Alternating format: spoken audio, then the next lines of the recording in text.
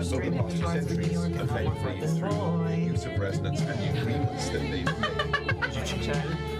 I have two separate. We're live. We're on Bards of New York, baby. That'd be so funny. But effectively now, I mean, it wouldn't be the worst thing ever. It wouldn't, no one would know. like how spirits can change from like hope to despair, that sort of thing. According to Chesapeake Bay Yacht Racing Association, Okay. They're the forerunner of all things sailing. I'm sad. Things naval. sail numbers, Yeah.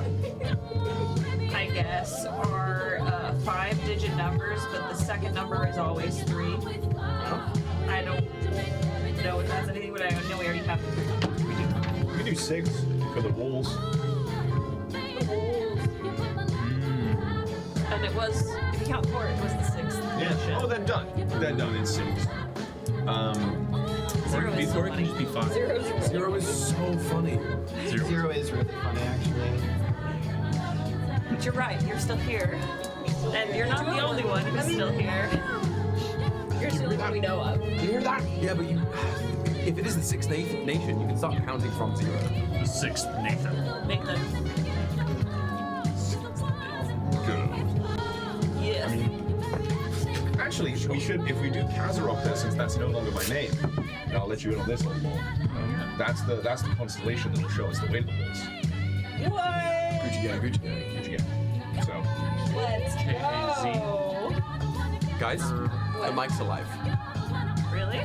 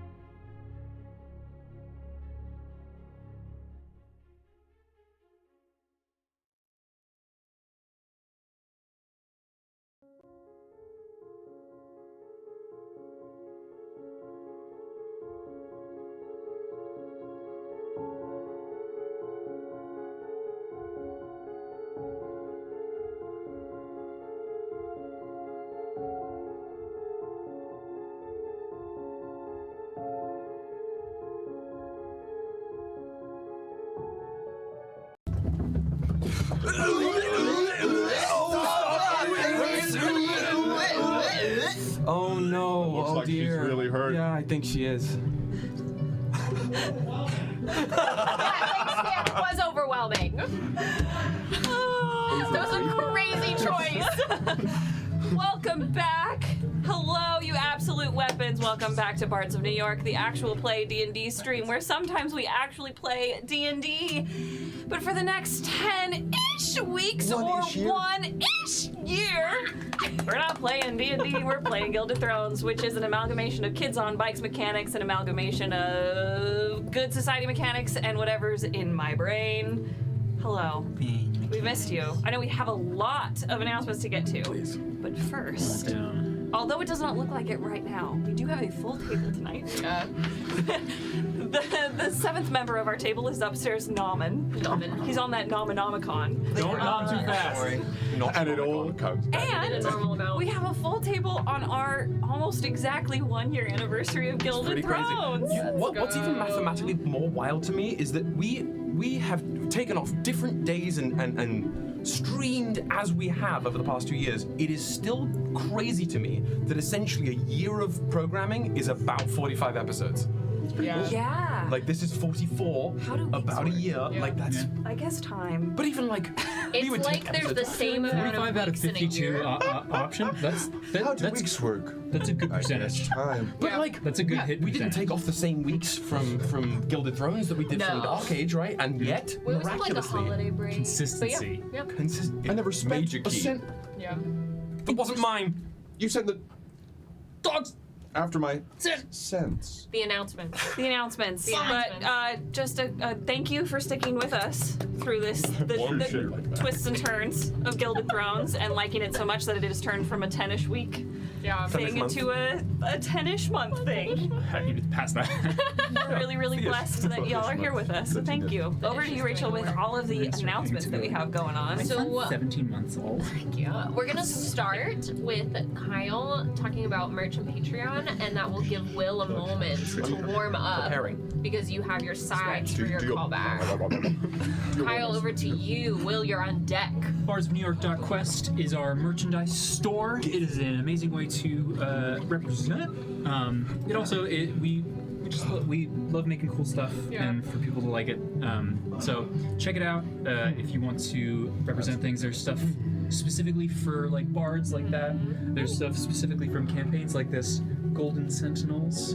I'm wearing the underwear. We do have Bundies. So That's how check we're repping. those out at bardsofnewyork.quest and or bardsofnewyork.gate. That is also a way to get there. These gays. Trying to If you go on there and you see some items that are protected and or not letting you in, What would that be about? it's because you would have to be a Sentinel tier member of our Patreon. You'd have to swear. But first, the Paradigm. We have Patreon. It has been a new thing this not calendar year literally, but like over the course of the last 12 months. Fairly new. It has already been an amazing success. We love it. And it's been so cool to see you guys join. Please continue to do so. As a 1 month Bardling tier, as a $1 a month, you get exclusive podcasts, including Bard's Encore. We also do some live streams with like mini painting and different fun stuff. We are going to have the podcast called, as of right now, still Team 6. Unsealing preview on Patreon. It's gonna happen. Really did. That's what it is. So that is going to be for as much extra behind the scenes content as possible. If you're really huffing that bony,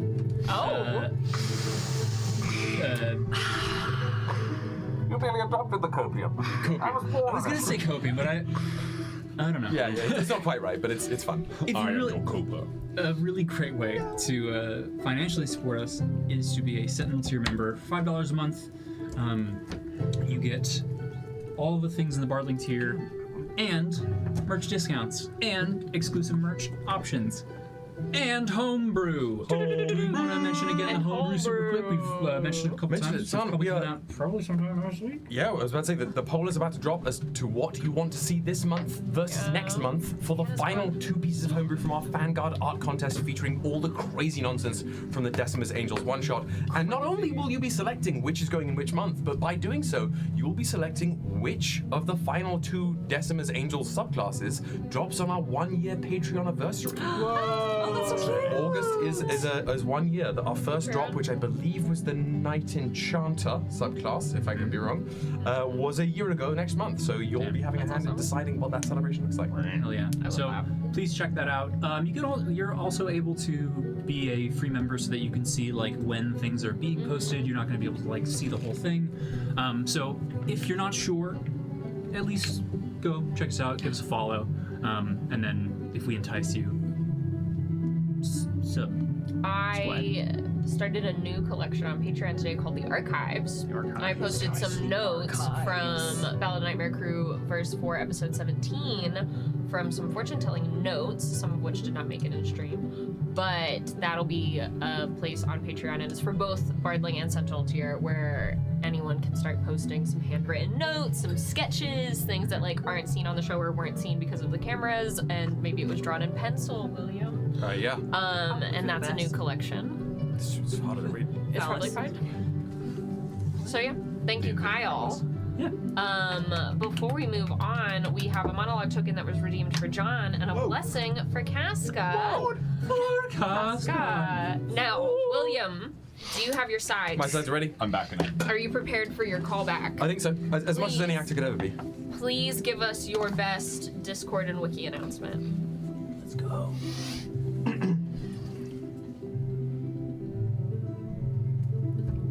Legends tell of a sanctum buried away in the vast landscape that is the wilderness of the internet. This sanctum has served as a bastion and beacon of hope, of levity, of very tasteful smut, and tinfoiling of every degree. What is this beautiful oasis, this digital wonderland? Well, I can tell you, it is the official Bards of New York Discord, a place that you, if you are not already a member, must simply join, or else you are letting the prophecy come to pass. Is that all you are? Do you simply follow the fate that is given and told to you, or do you make your fate your own? That's a question that only you can answer, but I'll know which answer you pick. And more than myself, Rachel will know which answer you pick. And do you want that hanging over your head? I think not. It isn't all doom and gloom in the Discord, however. There are fabulous things happening there right now. First of all, we are deep in the Boney Summer Camp event. We are moving on. I think the theme for this next chunk is Back to Nature, and that's going to involve theming for fics being written, for art being made, for various discussions. As we are moving into the Masquerade section, spoiler alert if you are like literally just jumping into Gilded Thrones blind on episode 44, in which case go back to episode 0. What are you doing here? What are you doing here? You can stay here for today. It's fine. We're entering the Masquerade section, and there is a fabulous thread on the Discord called Gilded Glasses and Gowns, where people are showing off the masquerade masks that they are actually making. They're so cool. Are we serious? Where else are we so doing this? cool. In real time? Come on. So not only is that happening, but there is a subsect of the wiki where only the bravest and the hoariest of law scholars dare to tread. Whoa. This is the battalion known as the Wiki Warriors. And if you, like us, consider yourself the hoariest of law whores, or you need to know all the intricate details of any and all stories that happen here at Bards of New York, the Wiki Warriors is the place for you. This is where information is aggregated, where it is collected and disseminated and placed onto the Bards of New York wiki, and there are a bunch of projects happening there all the time, some very exciting ones happening right now. I believe the wiki is now, or Wiki Warrior projects have moved to a separate project section of the Discord they were early on, but just go to the Discord and find out if you don't know what any of that means. But, crazily, there is a brilliant undertaking starting right now. I believe it was initiated this week, no? Yeah. the Caption Project, the Great Bards of New York Caption Project, to ensure that we are living up to we are walking the walk and talking the talk as far as accessibility is concerned, so that no one will ever have to go without good storytelling ever again. And this is an effort that's being done entirely by our community. If you don't believe that the Bards of New York community is the glowing beacon I described it as, the Caption Project is just one example on a list of many, many others. And to see those examples, just join the Discord. Oh, caption my caption. Oh, caption my caption. That's great. You're Scene. crushing Thank it. Wow. Okay, are you in a place to receive feedback? You know what? Yes, I am. Live feedback. The Discord description before the reveal, I loved it. The Great. suspense, the Okay. build-up, the threat, including a prophecy, very good. I did Steaming. feel like it was a little too much to include me and try to like impress me as the casting director. It comes from a place of fear. Okay. Yeah. Okay. Sorry, I'm his manager. No, that's so fine.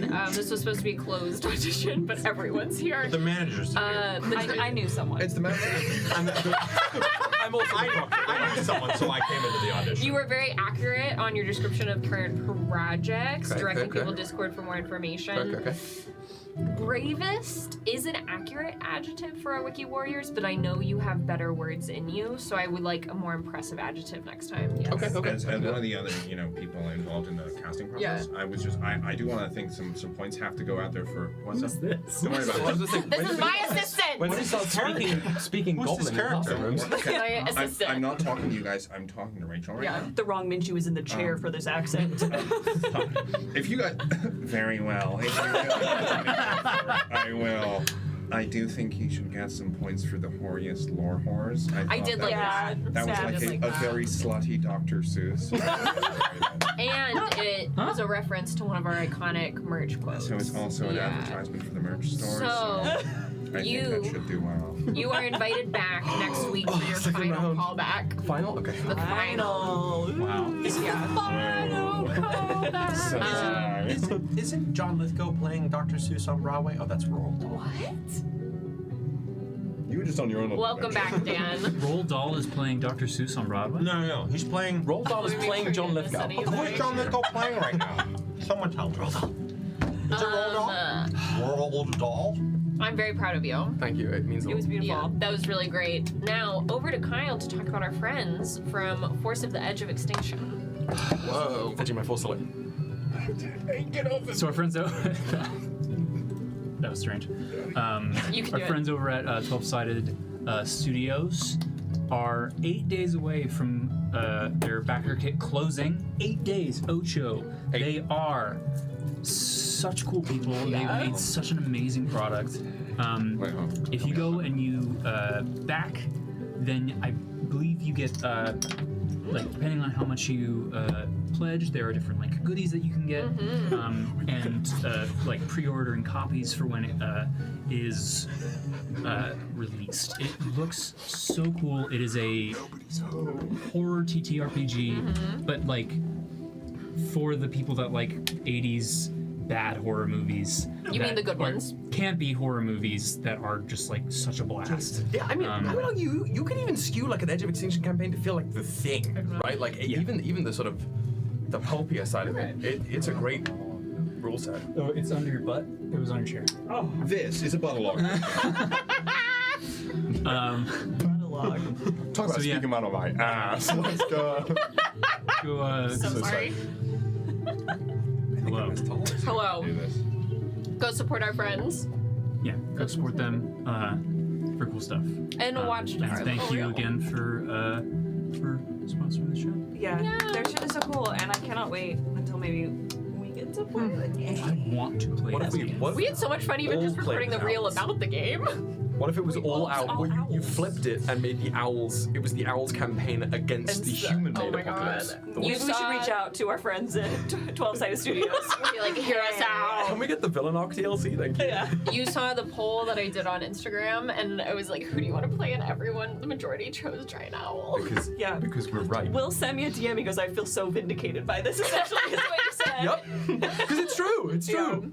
And there's a extra long cut and backstage footage on Patreon. On Patreon. Is it extra long cut of It's like a long actually? cut. It's I not know what it actually is. on there right now. What is it? It's just the Patreon. backstage. You heard that I already. posted a video, which is like the audio of us doing the thing where we like walked down and everyone was talking. Like, there was just that. Yes. I was saying at some point You'll do I the full will, cut. because there was so many was a fun lot. takes of these wonderful actors just improvising, and because the internet is fueled on Capitalism. absolutely zero moments of silence, and so I'm gonna make an extended version of that. Director's cut. It's a proof of concept of an office style TTRPG show. TTRPG show for sure.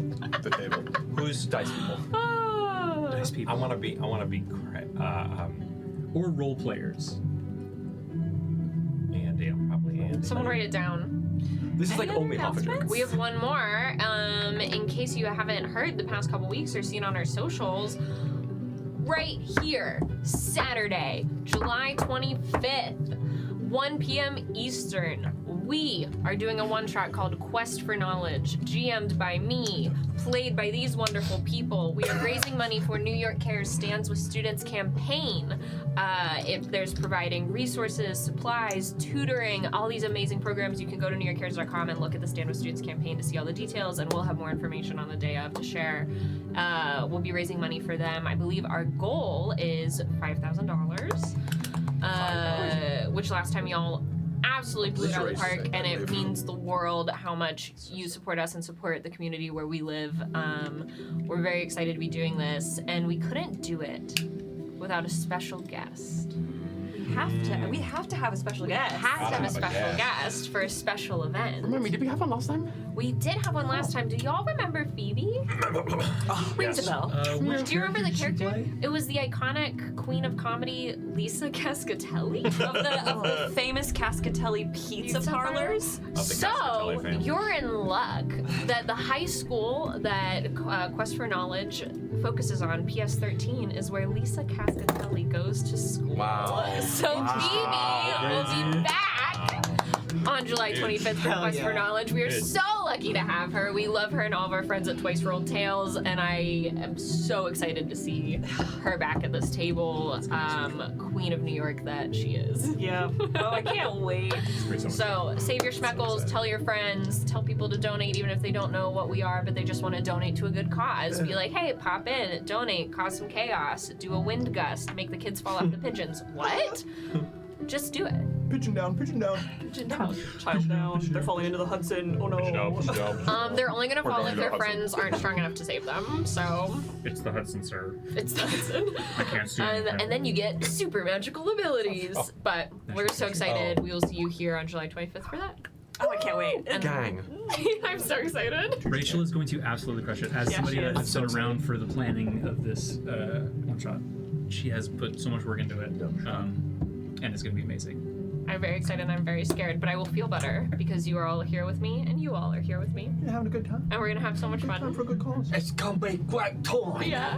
And those Correct. are the announcements. Beautiful job. On your best. In case you're new here, hi, or you haven't been here in a while, we do a roleplay warm-up where Rachel asks a question of everyone at the table, something about the characters, so that we can drop into the given moment, learn a little bit more about the characters, and so that Mileycito can test our sound levels, because we have a brand new sexy soundboard We got a new diva. that you guys got an extra we meant special to do that. preview Yeah. at the beginning of us listening to our pre-show playlist.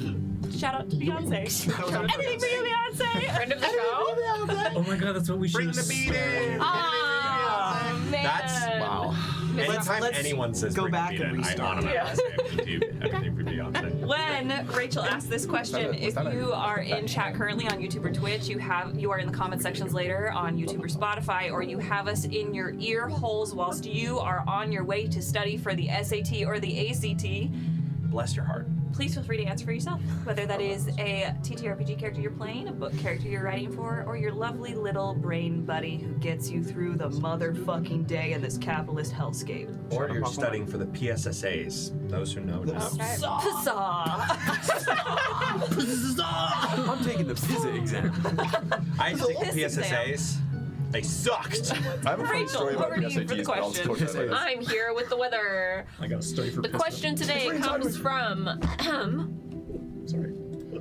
The question today comes from Hannah's brain. Wow. Yeah. Place. Oh my god. Does having the right intentions mean you're a good person? And why? And because it came from ends justify Hannah's means. brain, we're starting with Hannah. Cool. Let me finish drinking my water. Yeah. Cool. Read it to me one more time. I know I came Yeah. up with it. You're good. Does having the right intentions mean you're a good person? Why? That was Zeus looking at Athena. It was like, front of acting. What's going on? For I Casca, am Athena. I think that the ends ultimately justify the means. And somebody has to be willing to navigate those means in order to achieve the ends. And I know that the Sorovi family is willing to fall on that sword. So yes, I do think that we are good people, but we may not be viewed as good people in history. But the ends will justify the means. I feel like I've read that in a textbook somewhere. Maybe so. This feels Love like it. ethical. Over to you, cousin. slippery Oh slope. no! We're going that way. Okay. For Carmilla, Carmela. Marmilla. there are right intentions, but there are no people inherently good by nature. Oh. Your intentions do not make you good, nor do even your actions. It is what people think of you later that decides whether or not you're good. You can only do what you believe is right. So, even the best of intentions can be waylaid, even the worst of intentions can have a positive effect, but it is, at the end of the day, whether you are good or not is only determined by the echo you left. Fucking write it down. Nice job, Make it cousin. plain. Imperium is healthy, for Yeah. sure.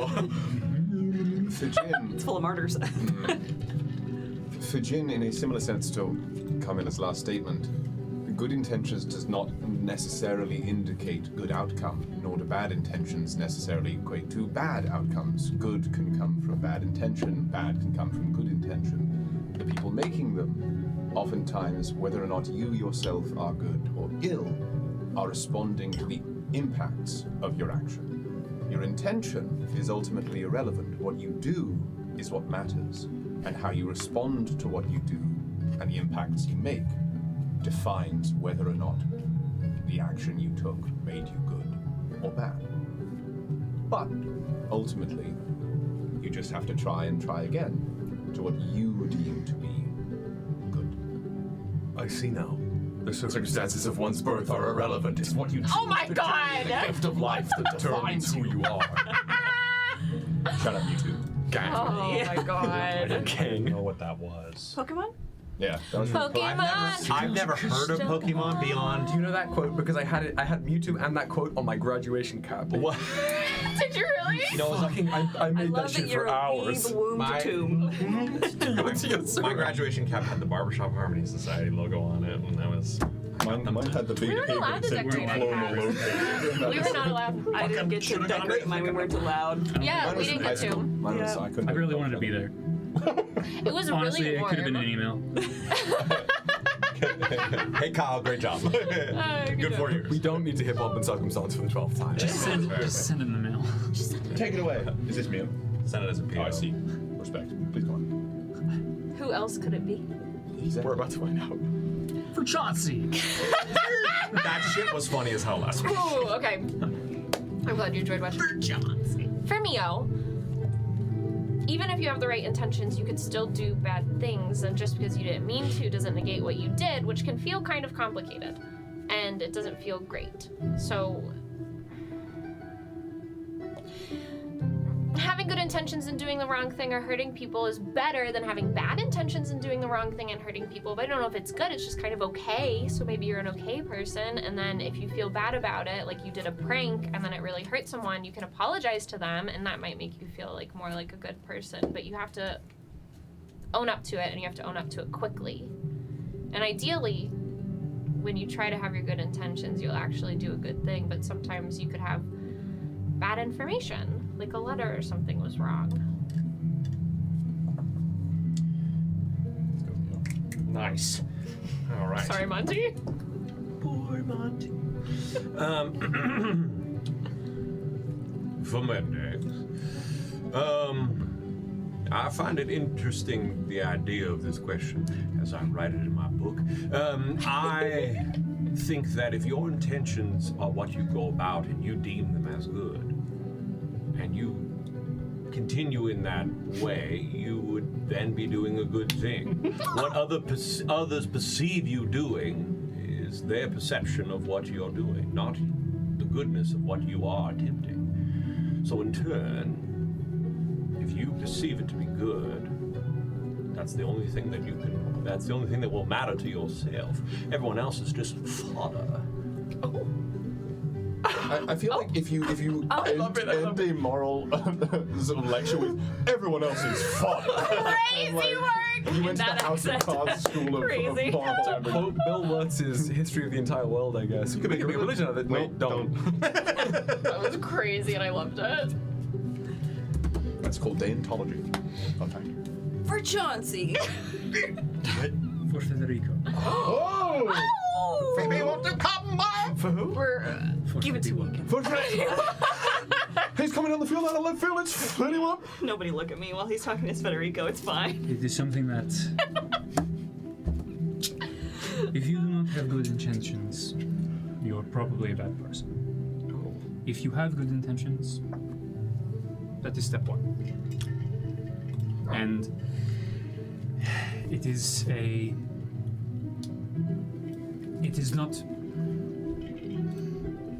not a problem to have good intentions.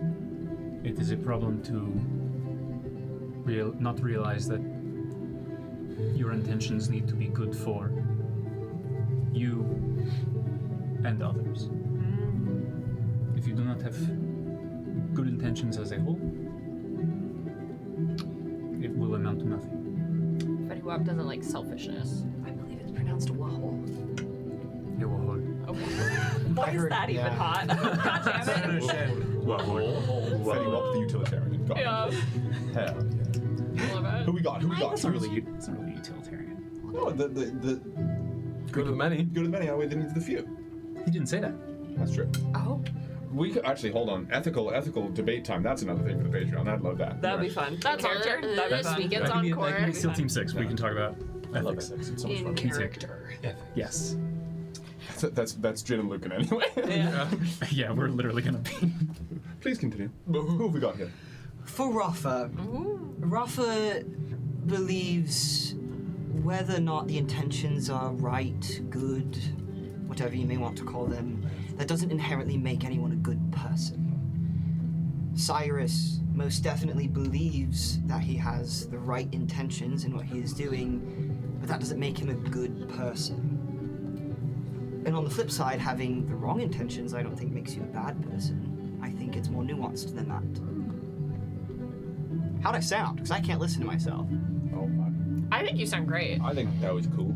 Sounds good. You sound None of good. us are listening. Sounds like you're in the room with Sounds like me. You're in the room with me. Crystal clear. A little quiet. I got maybe? a goblin in my throat. Might be slightly different than what it typically is, just because of the new soundboard. As long as you can hear us, that's all I care about. Things will improve week by week. Can I you hear promise. us? Week by week. Hey, it's not a singular mic in the center of the table anymore. So Okay. Listen. but We that's started at the bottom, now we're here. It's all the way we couldn't be here without all of you. All the way. We sounded like we were in separate rooms around the same table. Yeah. We're clear, but a I smidge didn't like the quiet. floppy pen point. I didn't like that. We also have to project. Don't Don't worry. See, somebody in the Discord, I have not had time to comment on the art recently, but somebody So in the much good Discord drew me with the floppy, pen. All I can visualize is the top of a Pikmin. just the game. Like that's just what I I know, visualize. but You I'm just holding turning a this like Pikmin. I've never played that game, so I I don't love know the that, but reference. like all I can hear is like Tonight, at least. Remember what I showed as you like the- send stuff It's all the way around. up. Someone The knows. settings. I've played the game. Send. Our last item of business before we turn to the realm known as Arcadia is we do a bit of augury, where we pull from the 22 major arcana to see where our stream is going to go energetically and usually literally. And when we do, everybody playing along at home, our friends, and everybody playing at the table gets to guess what we're going to pull. We are at an almost full deck. The only card we have pulled so far is the Empress Reversed. represented by Our Lady Guadalupe. So what do we think we're gonna pull today? Here we go. I'm thinking. I have to move past my fool stuff, though I always think it's appropriate for a new arc for the fool to begin. I think we're gonna live somewhere in either like Wheel of Fortune or Moon territory. I was thinking the moon too. Moon or Temperance is where I'm living. Okay. Yeah. I can't tell you why, but my gut is telling me strength. Okay. And I could see it going either way. Strength reversed or strength upright. I hope for strength upright. They can hear But I could see strength reversed. I'm gonna be all over that. But I'm feeling strength. They said it's louder now and they can hear it. There we go. I think, The again, as long as y'all can hear us, that's all I care about for tonight. The moon? We got 3 votes for moon. just fun, just for fun. That's I'm back, baby. We go. The tower. One charade. Thank you, tower. baby girl. That was my whole. I was trying to do the lightning bolt from over here. That's always You have to build. better. Yeah. Virgil. The chariot. Ooh, okay. JB's card. Love Yeah, it. I'm on my JB shit today. Miley Cito, I know you're in the sunken place, but do you have a tarot card you want to guess? Do you want to guess your favorite tarot What? card? I'm sorry, what? What tarot card do you think we're gonna pull? Oh, God. We've only pulled. I haven't even thought of this. We only pulled one. First one, that's the Death, whatever. Perfect. The question is, do I need death, Oh, but yeah. whatever. I'll say I it's think death. the tarot card will determine whether or not we all put masks on today. Like whether or not we end up in the ballroom today. The tarot card will determine it. Yep. I've told my lovely actors at the table this, and I don't know if I told you, so I'm gonna do it again. The masquerade is a huge set piece, and so we're gonna take our time telling the different stories that are happening with it. So I appreciate your patience and your buy-in for all of the scenes that are leading up to what is going to be very, very fun. I'm sure we'll get to the masquerade, unless somebody lights somebody else on fire. Why would we do that? Yeah. Was it yesterday? Miley, it is your turn to pull. Oh, Are you God. able to, or would you like me to Give me a mix second. things up and start on this end of the table and work this way? I'm gonna let you pick. Nope. I asked. Okay, I'll Okay. sure, whatever. So I'm gonna shuffle, you tell me when to stop, and then I'm gonna pull and you tell me when to stop. Okay? Well, of course. Miles does pull. What about it? He's got game. Keep shuffling. Sounds like Miles' Pokemon. Fanny, won't you come? I got it. Is there any look down? It's holding the stars. All right. Can't do it. The whole deck. Stop. No one Bear about it to up. pull. No shot. It is strength up. Okay. The card before that, the tower. Oh no! Oh my I believe this is represented by Tam Lynn from Scotland, but let me pull up the bookie book. It looks like Brave from It Brave. does look like Brave, but it's got a little lion crocodile in it and a plaid, a tartan. But let me read. This is from Tarot the upright, Divine. If you like this deck, go check them out. They're a small business. They're really cool. I'm not sponsored. I just really like their art. It's super fucking awesome. All right. I want to meet them. Strength. Donde está fuerte? Bondulin's having a stroke. Hello. Okay. It is Tamlin, Scottish fairy tale. Yes. The strength card is about willpower and determination. Focus, persistence, and the ability to confidently stare at any challenge in the face and overcome it. This is not physical strength, but a purity of heart and purpose. Our keywords for today are courage, conviction, control, determination, and patience. We are filled with determination, for sure. Let's go. I love that. That's what I'm. All right. That's my key today. With strength All upright, right. guiding our way forward on our year anniversary of Gilded Thrones. Miley Gilded Cito, Thrones. Build my bones. Yes, Miles. will you please give our friends their invitation and roll that beam footage? One worthy of witnessing history. You are most graciously invited to attend the wedding of His Grace the Duke and Her Ladyship, the esteemed and most favourite niece of Her Imperial Majesty. 'Twill be a joyous and consequential union between our humble and harmonious nations. We entreat you to arrive at the court, our modest seat of marble and mirrors, where we, in our wisdom, practice peace. Come adorned in your finest regalia, cloaked in civility, and armed, as always, with discretion and cutting wit. We will remind you that poisons, though ever a temptation, are discouraged. Let those who attend do so with eyes open and tongues guarded, for alliances forged here shall surely shape the fate of empires. Ever and always, your Imperial Majesty.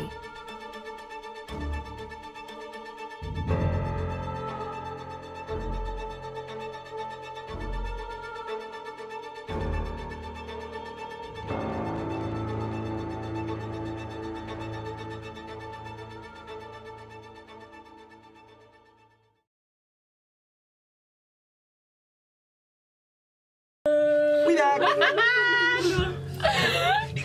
Are we unmuted? Stay away. Yeah. Okay, thank you. Why would I tell this go back if we weren't? Welcome back to the realm known as Arcadia. I'm not going to recap the events of last week in great detail. If you have not seen those episodes, you should go back because it was a bit of a lore fire hose. Sorry. A bit. But I will remind everyone that we were reunited with a dear friend, Jin Takar, More like a rat friend. Brother. a rat friend. It's not different. You don't know. That was clever. I actually really liked that. When Jin returned to us, they did elucidate on their travels a bit. And within that conversation, they showed our weavers, as we have come to call them, Sorry, guys. what the world was like when only one wall existed.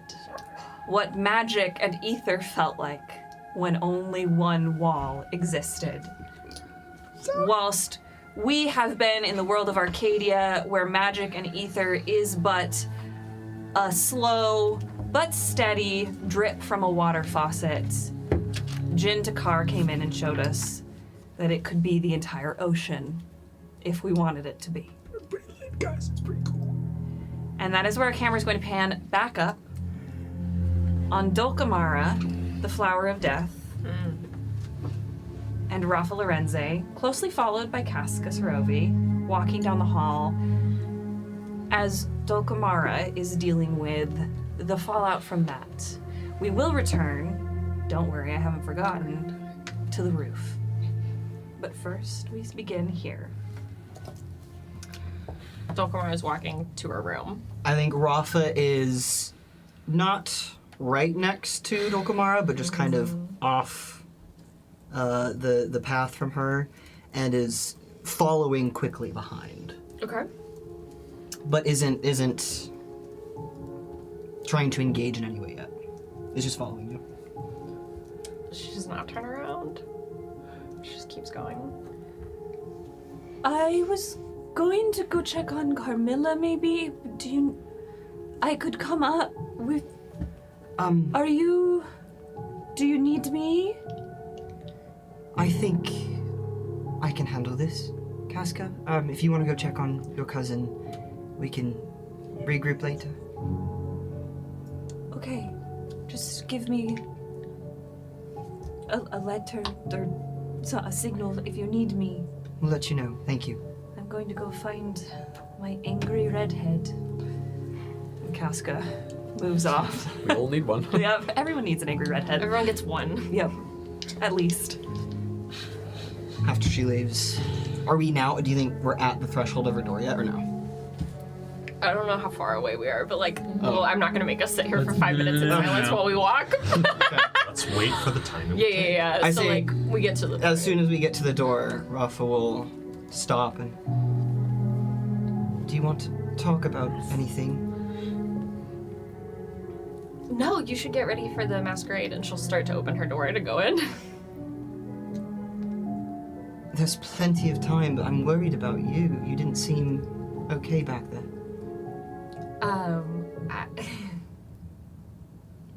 Are you okay after that? Do you feel okay? I feel a little weird, kind of like I was lightheaded for a moment, but I'm relatively okay. Are you okay? I just think I want to lie down, Rafa. And she'll like go to close the door. Rafa will stop it. What aren't you telling me?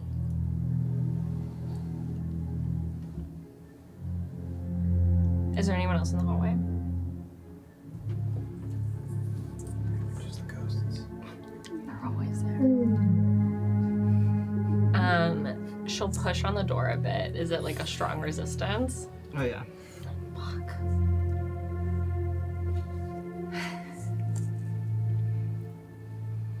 Are you sure you want to be in here right now? I'm sure I want to know what's going on with you. She'll open the door a bit so that you can enter the room. Roll me a wit check with disadvantage. Oh, me? Just her. I mean, you can too, but with disadvantage. It's fucking easy. It's not gonna be Disadvantage. 10. 10? It's a 3. 3? I did that for so long. With a 10. Does it? There's... Nope, you don't notice anything. They're right. That's my favorite. There's someone in my room, I swear to God! Rafa will. Menix is in there. It's Roddy, don't worry. If Amara. On the bed. What the hell? Well, this is all. I actually leave the court. Flower of death, I presume. If Amara steps out of the way Yeah. and lets Rafa enter, Rafa will step in, gently close the door behind her. She's not gonna move. She's gonna stay by the door. I understand that you might want to be alone right now, but I'm worried that that's not good.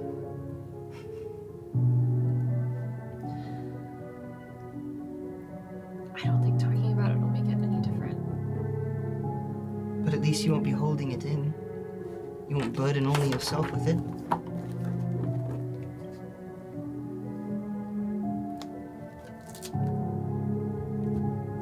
What did you feel back there?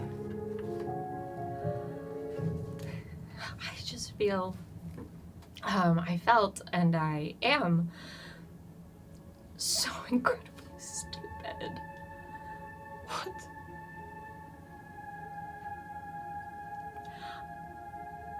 I don't know how to explain it to you because you're so amazing. And you've always been amazing, and you've always been powerful, and you've always been able to do. And it's like if you don't know how to swim, right? And you're standing in a puddle, and it's fine that you don't know how to swim. You're just standing in a puddle, so you don't learn. And you say you don't need to learn, and what are you missing out on? It doesn't look like it's that great, right? So you don't learn, and then one day you step out of the puddle and you go, I'm never gonna get wet again, and that's fine. I don't need to know. And then someone ducks you in an ocean and pulls you back out, and you're never... I told Ellen I didn't need it. I looked her in the eyes and I said I don't need it. That was better. I didn't need the ether, and I didn't even have a puddle. I had a raindrop. And I said I don't need it. And there's a fucking ocean. I'm sorry. It's not your fault. It's okay. You are so valid to feel what you're feeling. There's an ocean of magic that everyone else is gonna have access to, and there's an ocean of monsters. And I have a dagger, and I have poison in my nails, and that's enough. I told her that's enough. Because it is. Because you are.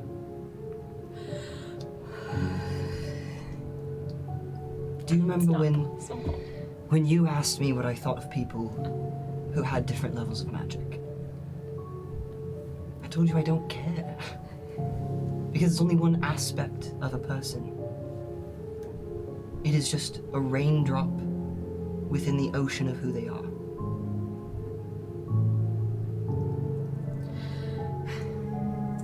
You might not have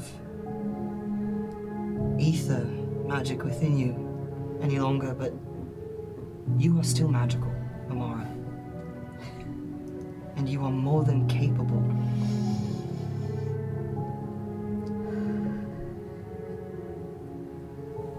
What do you need? I don't want you to make fun of me or think I'm stupid. I could never think that. I have to catch my breath. I have to lay under the bed. Rafa's gonna cross to you and just, if you'll allow, just grab one hand. Just one. She has a worry stone in the other. Yep, just like gently clasp one hand. And she is going to try to imbue. Ah! She's going to embed herself. Microchip in your girlfriend? I'm sorry. Imbue. Amara said, "I'll never get wet again," and Rafa went, "Bad."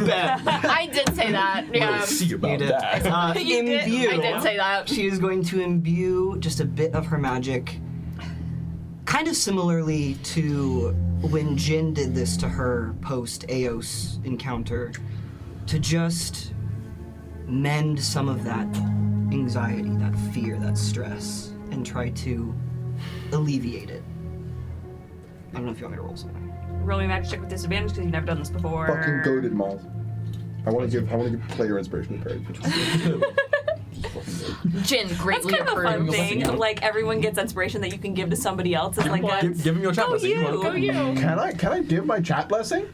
I think that's fun. I think that's sick as shit. Yeah, because that description was peak as hell. But I'm kind of loving the idea of everyone has an inspiration they can give to someone else. Like As once- like a, I'm once proud a of you. session. Listen, gave yours. you can I just love hey, that. you're in charge of this ship. You can decide it right now. Wait, you're giving me your If you allow this right now, I will give my chat inspiration to Rachel and my fucking blessing. lit work to Miles.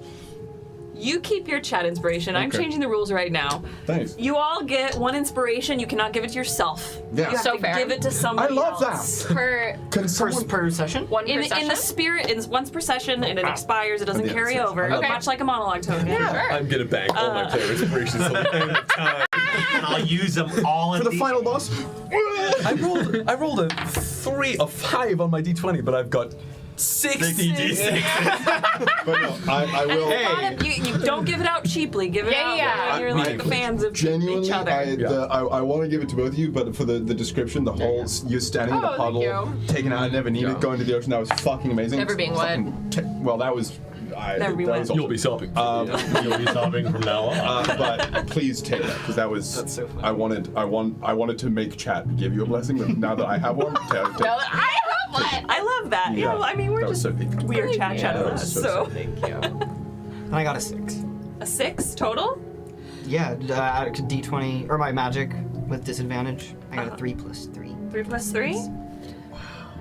Coven baby. And you're trying to basically like take some of the anxiety and stress. So yeah, just Essentially? alleviate some of that anxiousness that she's feeling. All right. For real world explanation of this, Rafa tried to give you an Ativan.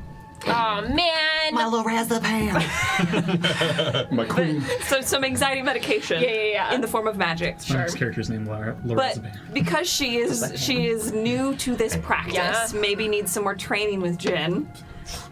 What she effectively did was like spritz the air with the smell of lavender. So like it doesn't necessarily it's psychosomatic, right? That smell soothes you. Yes, it soothes does. you a little bit. It's like I like Soothe this way more. Soothes. Yeah. soothes.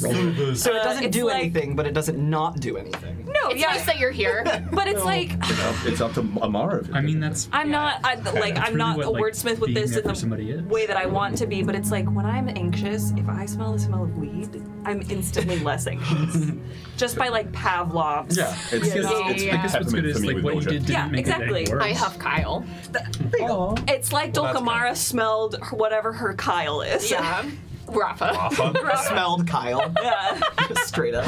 I love you. I'm saying the smell of you calms me. Man. So, I while smell that's very Kyle. nice, and Jolkamara is letting you hold her left hand, she has the worry stone in the right hand, she still is going to, like she had said, needs to get under the bed. So she squeezes your hand and then goes under the bed. Before you leave, Yeah. your bathroom door has been closed this whole time. Shit! Throwing open the door, half dressed in. Which half? The left. Very important question. What a journey we're on so far. Half dressed is in their mask is not on. It's in this kind of like bodysuit looking thing with. It seems that it's half finished. That there's some like attachments that need to go on, but it's skin tight. Holding some of your like toiletries that are in your bathroom is Melvira the Tigress.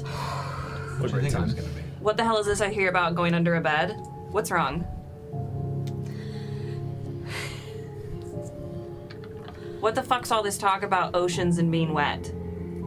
Jolkamara is gonna slide under the bed. That's not an answer, Amara. You could come here. I think this is something that she could use a sister for.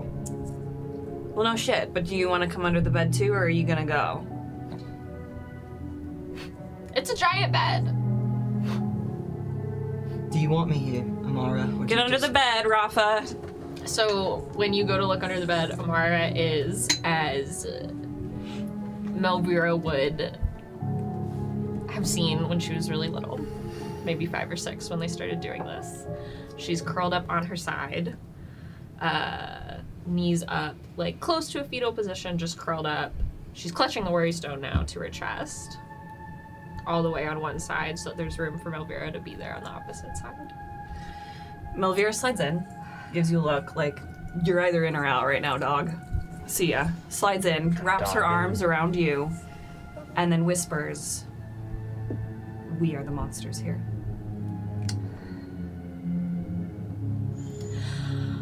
I felt so small. I felt so small and powerless. And I said a couple days ago, I said I was enough, and you said it was enough, and I said I could do this, and then I. And then what?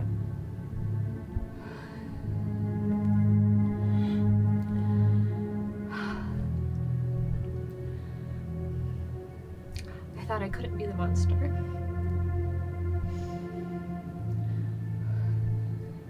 What made you think that? Jed came back. And he let everyone feel all the magic. That greasy guy? He's no longer greasy. He looked It's a thing. He looked really good, actually. Okay. He let everyone feel like all of the ether. As if there were no walls diluting it. If that makes sense. Huh? I don't know a better way to explain it. Amara got dipped into the ocean of magic. With no floaty. And you're sad because you can't do that anymore, or you're sad because. Why? I'm never gonna.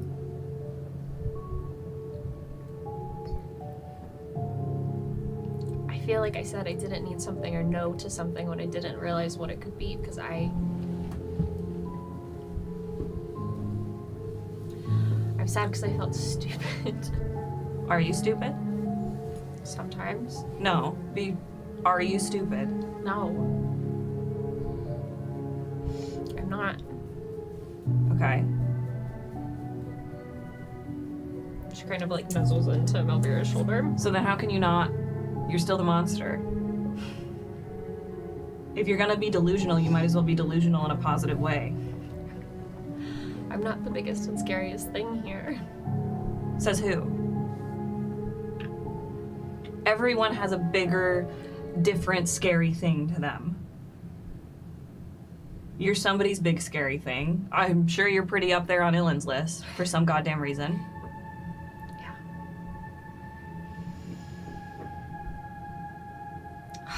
She deep inhales and like breathes in Melvira's hair.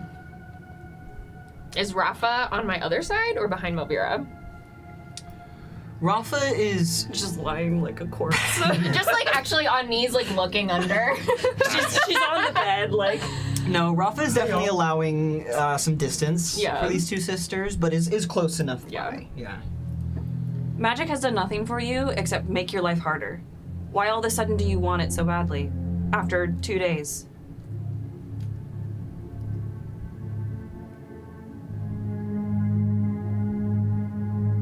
That's a really good point. You are free of expectations.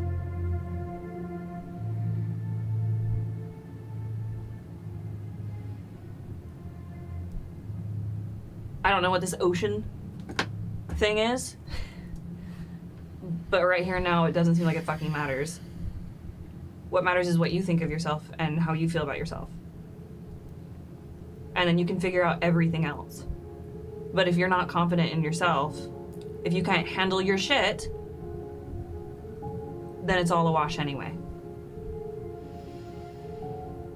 I can handle it. I just needed a moment to not handle it, I guess. Yeah. You can come over here under the bed and not handle it, but you're still a fucking monster. Why are you in my room? I needed some makeup. Perfection takes time. I'm glad you were here. And she'll turn to look to wherever what distance Ref is. I'm glad you're here. Always. I'm sorry I tried to push you out.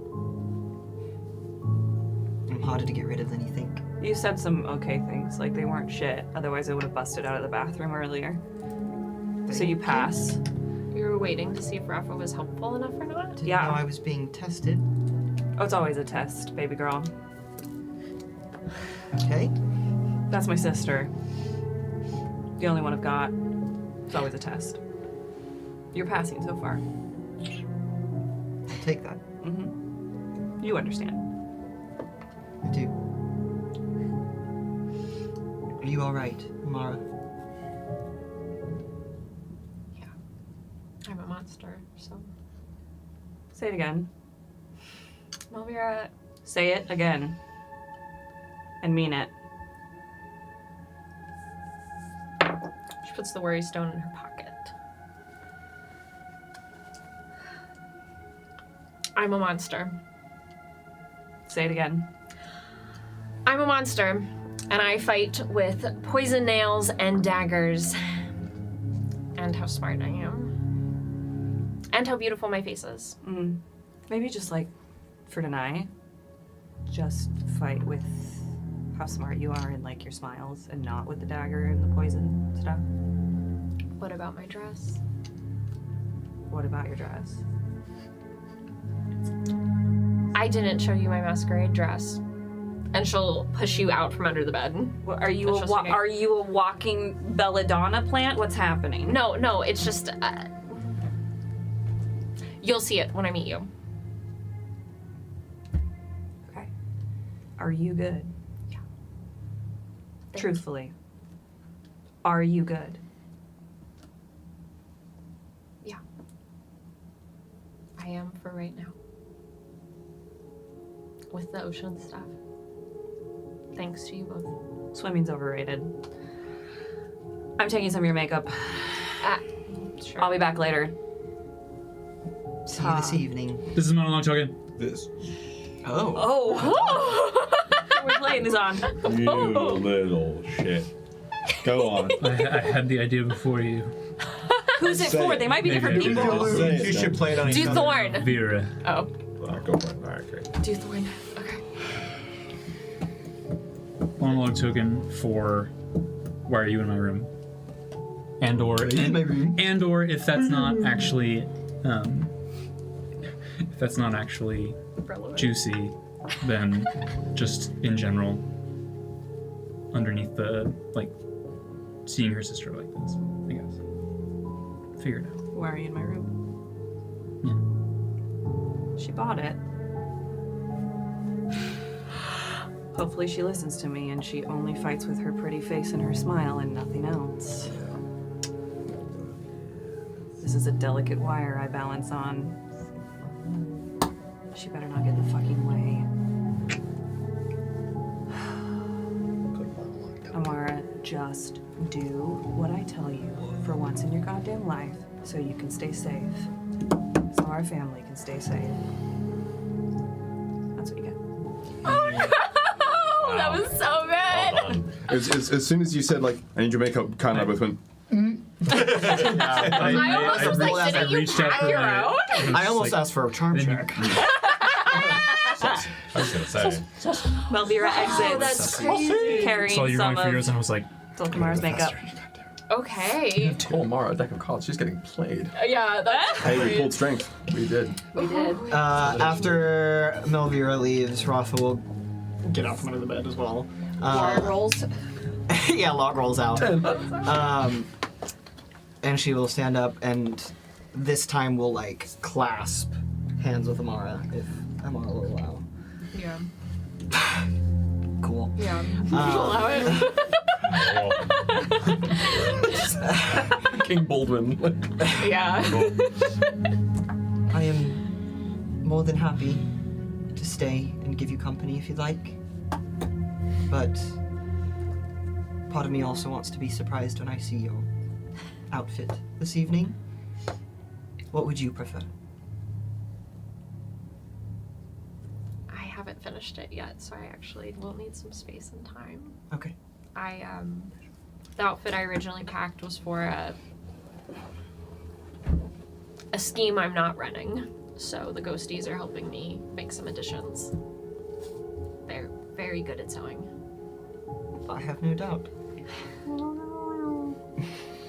You don't see a ghost, you just hear You them. just hear it. Yeah. You hear them when you compliment them. I need a sequence like the animals making Cinderella's dress. Yeah, it's that. But It's that. it's essentially that in slow motion. Unfortunately, what I heard, you know the original Alien trailer where it was just like, all I can hear now is just like, at the court, no one can hear you. No one can hear you weave. Awful. Well then, I will leave you to it. I guess I will run off to see if Casca was able to track down her cousin. See if everything is all right there. Good luck.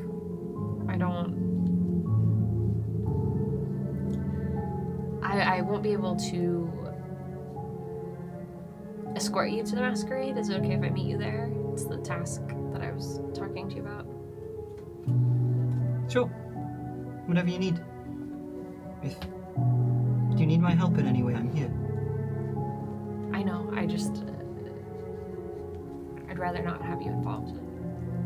Not because you can't do it, it was because and not because you can't take care of yourself. It'd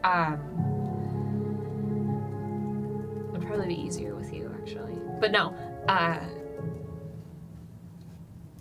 I'd rather just get to see you at the dance and be blown away by whatever you choose to wear and take a turn. I can't wait. Thank you again for everything that you said. I know that you mean it, and that means the most to me. She will at that just grab your hand, gently kiss it, and we'll turn and open the door and head out. Stop her. Unless I fucking dare you. Dulcamara, before finishing her dress, is gonna go back under the bed and take like another 10 minutes. Regulate, baby. With Thorn like curled up and just do like the square breathing.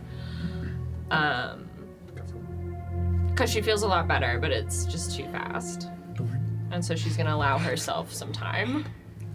As you sit with Thorn curled up next to you, they've got their little kitty paws on your chest, and they're like just slowly making little biscuits. It's biscuits, right? Not muffins. It's biscuits. Okay. It's muffins now, damn it. It's just muffins all The bakery is open. Yeah, The bakery is they've clocked into their shift. Yeah. And then every once in a while, you can hear the ghosties kind of moving around your room, helping finish your dress. And every once in a while, you'll just see a faceless ghosty like to come check on you, and then they like float back up and go about the business. You good? Yeah, I love that. You alright? Supervising every once in a while. She takes her 10 minutes and then she's gonna join them in finishing her outfit. Take a 10. Nice. It's fun. Burrell. Peak. I can't believe my sister lied to me. Hey. I've never lied to her. I don't know if she lied. Could have been something else. She bought it. I've never lied to her. It's crazy. I don't know what you mean. Schmidt literally, She like, she bought it purchased with something. She purchased. She was purchased. Exactly. My faux truths. And, and then camera will pan back up, back to the roof. Chat or mods, let us know how the sound is on our end, because I know it's a lot louder for scary the music? people listening than it is for us, so I Yeah. don't want to drown us out at all. Stand by. Let me get all my shit together. All right. I love this. Where we left off, Oh my god. Jen, you placed that mask on your face, and this thunderhead, this summer storm thunderhead rolled in and out from this cloud, almost like when a tornado starts to form. It funneled down and down until it touched down on the roof, and then this figure formed out of the tornado into a femme-ish presenting figure. With it, they're just made of that purple, blue, gray thunderstorm clouds, with the lightning crackling through their arms and their legs and their head. Their eyes seem to glow with that same light that's like in lightning, essentially, so that kind of like golden-y white light. And they... I was wondering when you were going to check in. It has been some time for me. How do you fare? Where have you been? And I take in the form I see before me, and just as the captain showed me, in my orange light, with a new family, trying to find you. Where did you get that? When would be more accurate? When? Some time ago. I don't know the date exactly. Give it. I will share it, but I cannot part with it. Will you share with me? Will you be my new pet? A companion. It's been lonely here without old Eos. They're around, I'm sure. Crow cries somewhere. They're never far from me. But would you like to be closer?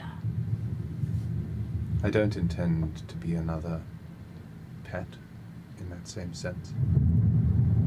Why not? Because I sense hurt in Hurt. I'll show you hurt. And as they say that, you get a flash. Ooh, you get flashed. Ghost! Sundial? Oh no! It's the Emperor's New Groove. Huh? Huh? Oh. Man. You get a shock of lightning and thunder, and you see this tiny child walking out into some great wood late at night. And you hear the woods whispering back to them as they disappear into it. And then you get another shot of lightning, and you are at the wall between the diarchy and the coven, and the wall comes crashing to the ground in this cataclysmic event, creatures hewn from nightmares pouring from the gash made from the collapse, and they begin to invade the continent. Creatures you have seen with your own eyes. A possible future. You get another crash of lightning and thunder, and the wall is up again. And then it comes crashing down again to the ground, but instead of a cataclysmic event, when the rocks from this wall that you helped build start to crumble and fall to the ground, when they hit the earth, they sink as if stones dropped into a pool below the surface. The earth around them pulsates with new life. The saturation in the world begins to get dialed back up to what you have been used to it over your 2 centuries of experience back in time. With every wall-blasted stone that plunges into the earth, the air tastes sweeter. It tastes more like you remember it. It tastes right. Fresh. Electric. A possible future. The lightning strikes again, the thunder booms, and there's a chamber deep underground that flashes before your eyes. The stones have been weathered by time and restorative absence, and in the center of this chamber, a sarcophagus sits in the center on a great stone plinth. Another great crack of lightning and thunder pulls you back out. And there you stand again with Lucan. Lucan is there. Lucan is there. That You is- did not see this. Okay. I did not see the visions. But you do see Ghost. I see friend also in pain. Well, then, as soon I wanted to make sure I wasn't clear about it. As soon as the lightning would flash, you would see a hand go out. You would see a let this happen. Just so you know what you'd see. That is, and you know Jin well enough to know that's the intention. The moment you are back, Let me suffer. somewhere in the space between the end of your vertebrae and the muscles of your neck, a voice calls, Do you see? Now it is your turn to know. Veils and all that. I will say, Lucan definitely, for at least a second, either put up a wall or a bubble. He helped his friend from the thing that was attacking him, whether or not it was what he wanted or not. No. Okay. Mortal Roll me a magic check. Roll me a magic check. It's what I do! I want to see the fatality on the So roof. Lucan or someone who is there would be able to see Ghost, but not see the images. Yeah, like Cool. Ghost is Lucan formalized. specifically Oh. can see Ghost. Okay. 16. Nobody else is up there right now. 16. 16 minutes 16 left. Get minutes. it done. Better Thank get you, it Troy. done. 16? With a 16, when you throw up like some kind of force field, you try to get between the mask and Jin. The ghost. Mask? Well, what are you doing? Are you trying to sever Jin from the mask? No. I was trying to put a barrier between Jin and the threat that just started kind of attacking him a little bit. So what you see, what Lucan sees, is Jin with mask on, kind of whatever this is out. No, one more time. Whatever this verb is out. Okay.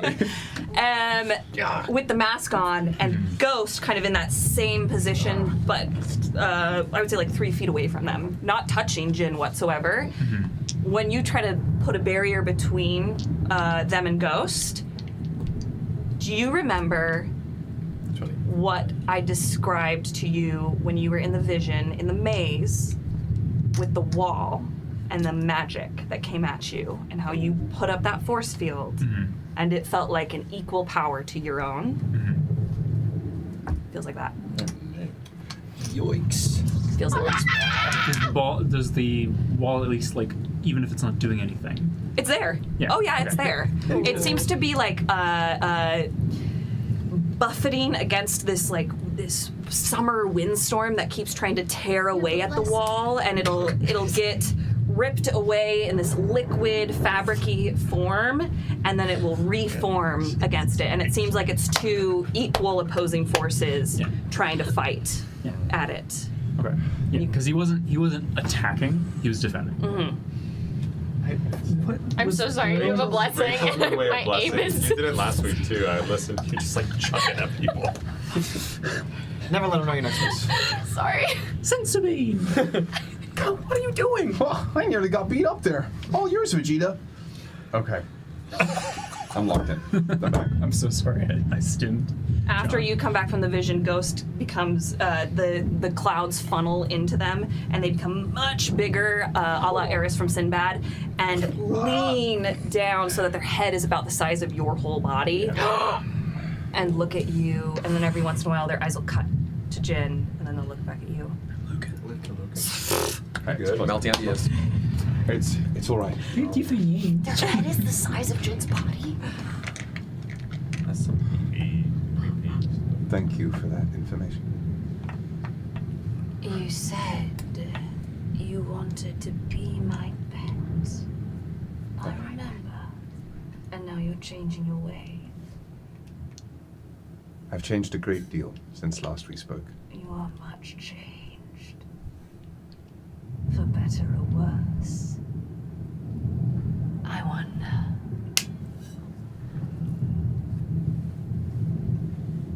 Will you be my champion, or will I have to find somebody new? What cause do you champion? I'm spoken for. I don't mind.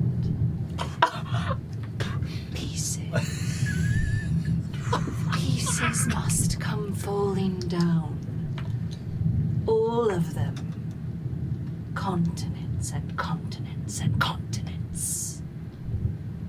On that much we agree. Oh, really? Tell me.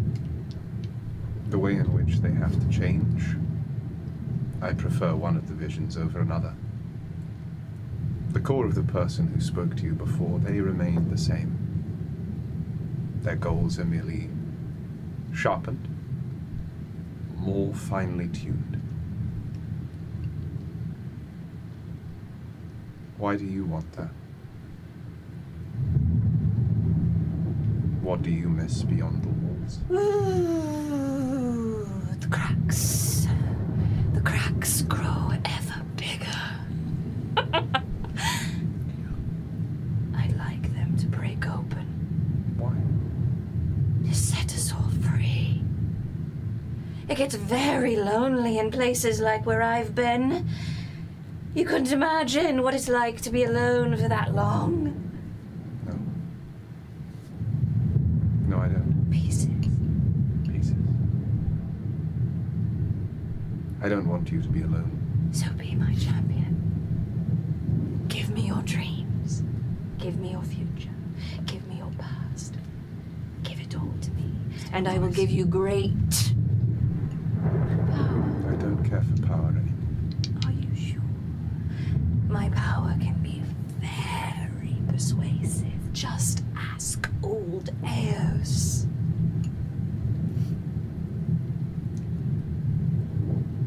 I'll share my dreams if you share yours. Share my companions. But I do not ask for something in return. You smell like them. My friends. Not them. Though I'm sure you smell oh so nice. They walk their big hand over to you. They meet at least, if not a literal, like, magic wall, but, like, at least, like, it emitting, like, an aura of, like, this is my personal space. So I'm not encroaching on yours, but you're definitely not encroaching on mine. Literally Little orphoning. Okay. Yes. golden like, ling. It's been a while since we've seen one of your kind. I remember the first. How far you've fallen.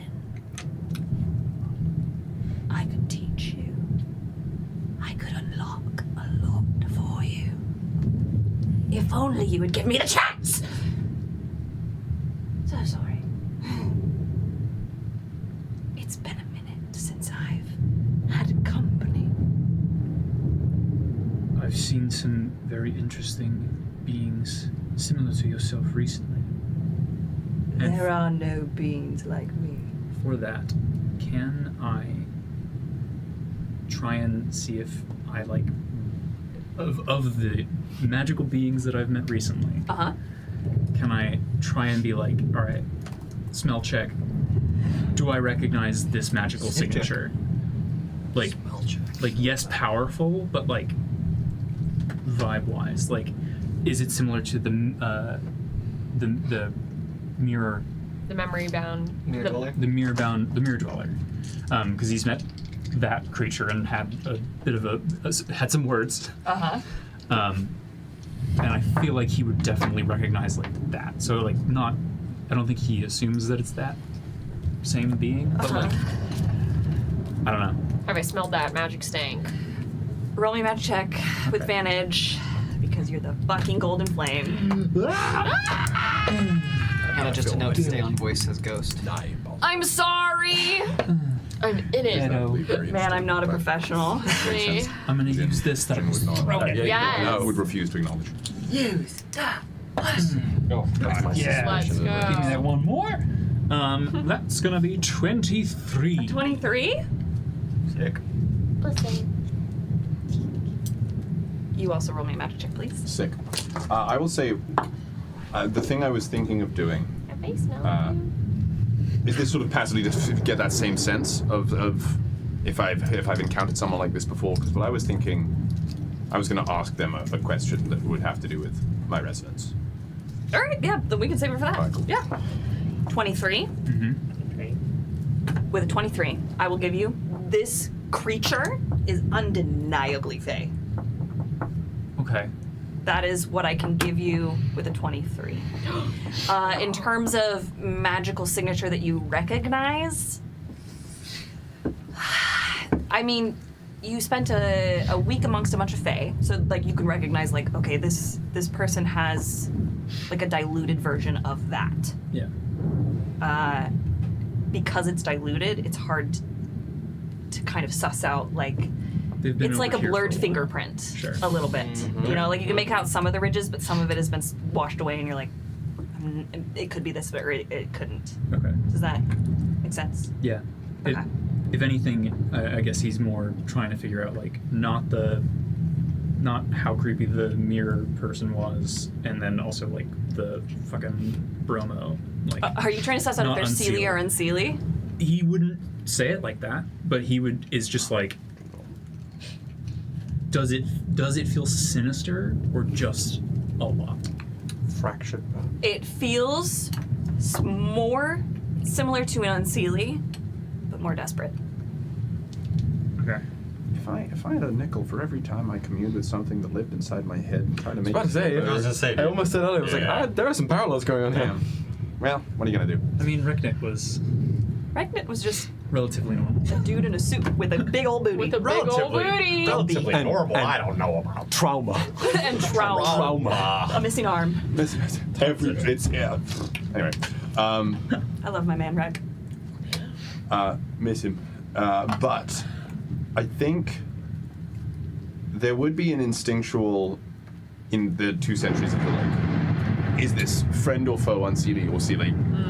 The Jinn is sort of stifling right now, trying to give Ghost the benefit of a doubt. Okay. And what Jinn would ask, Okay. I've thought a great deal about the first time I tasted the emotions you shared with Eos, how they overwhelmed me.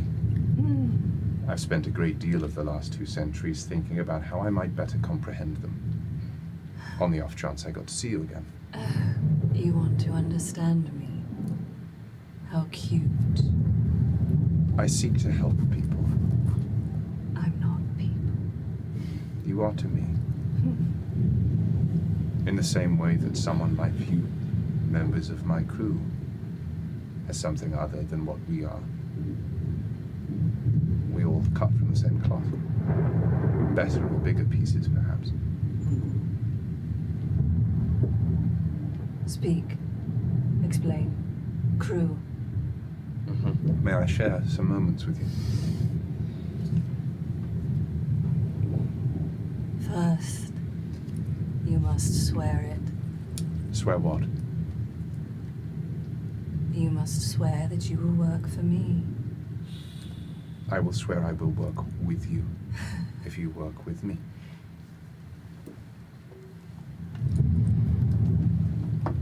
I wish us, and as to the best of my ability, because I get the sense that they can see what I see, I will just, as I do in my calmer, more self-reflective moments, I will reflect the shades, the aspects of resonance and unmending beside me. Where did you get that? An old pet of yours was one. My birth was another. But then That is not from my old pet. That has been changed. we've changed together, they and I haven't spent as long alone as you have, but I've spent time alone. And I sought companionship, friends who could understand. And I'd hope we could, as soon as I see that spectral tear, may I? Swear it. If you do. Ghost shrinks down till they're your size and wraps their cloudy hand around your wrist. The lightning runs up their arm. Jin hears in the back of his head Lucan's cautious disapproval. I'll take it. There's still room for you. Wait. I could always use more pieces. No.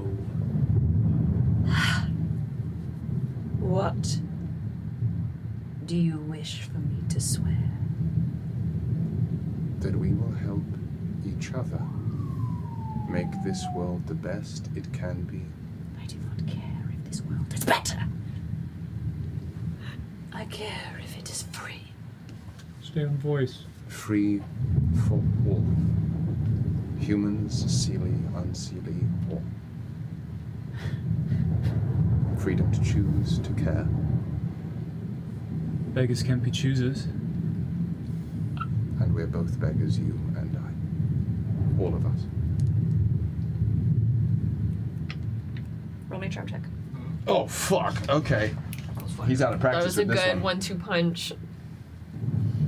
Let me make sure. Okay, charm check is now stinky D8.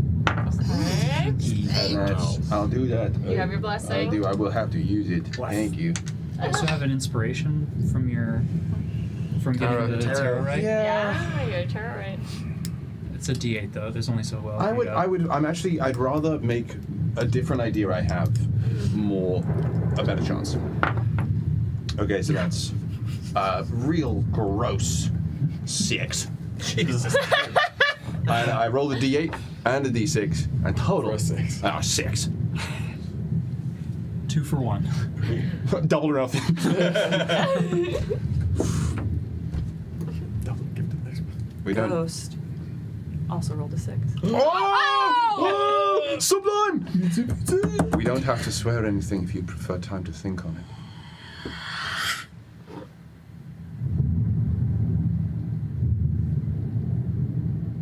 Show me. May I?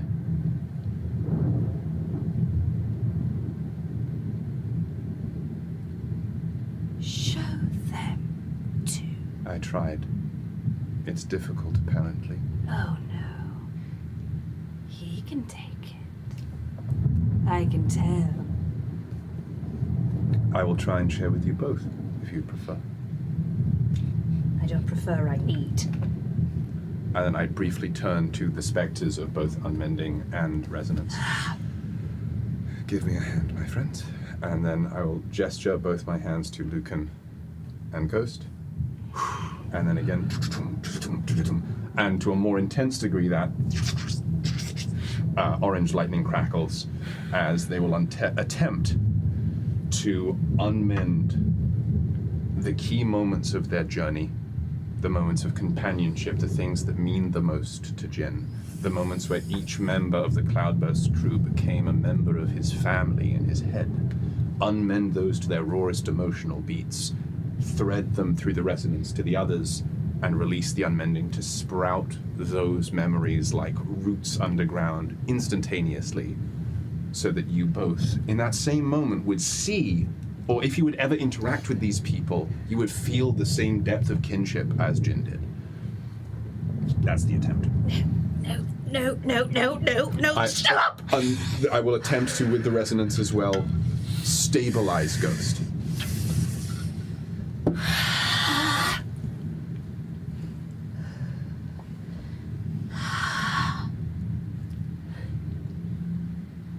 Those memories are stolen. They aren't yours. They don't belong to you. Interloper. There's a moment, a solemn moment Jin takes. I know. Pieces. Pieces. Pieces. What do I recognize in Ghost?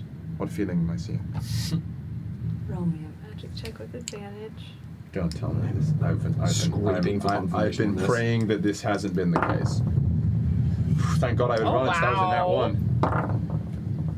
That was a 7. I'm going to use my inspiration. Okay. I got it. Hit it.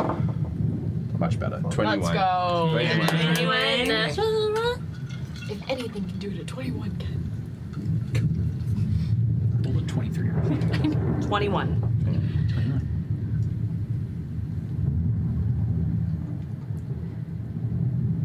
You showed Ghost and Lucan a memory. One of Jin speaking to the crew,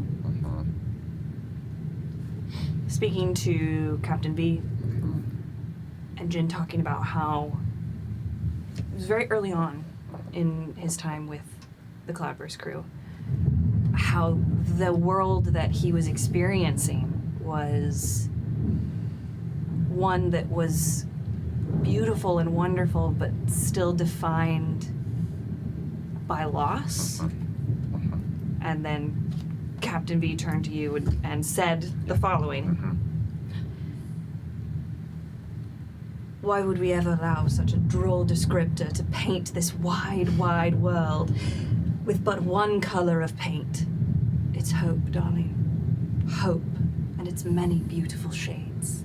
And when you showed Ghost that descriptor, that is when they screamed and said no more. That's what you get with a 21. I thought the same as you do. I'm trying to do better.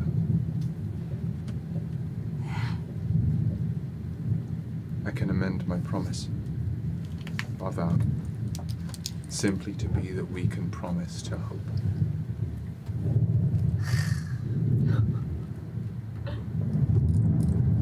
Hope. Hope. Hope has done nothing for me for centuries, for aeons. I have waited, trapped between worlds, waited for cracks to break through. Here I am. Are you claiming to be hope? Just something that might help you find it for yourself.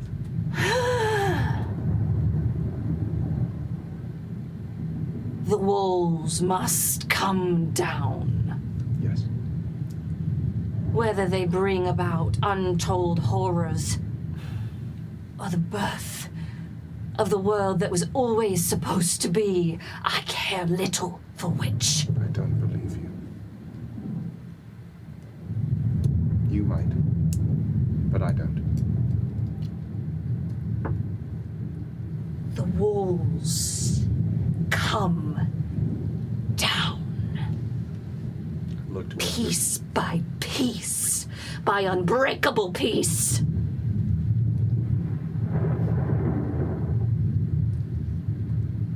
That was my goal. Will you help me? make the world as it should have been.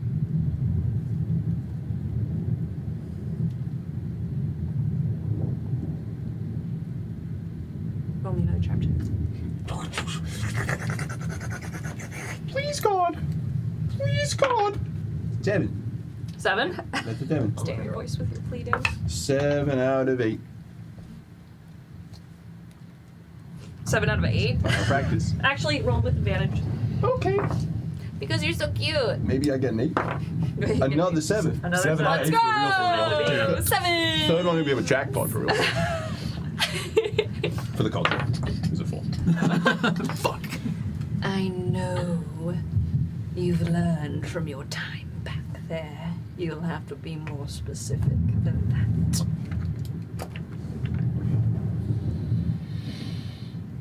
I hope to bring about the world that the Fae wanted to build. The one where magic was free, and so were its people to choose.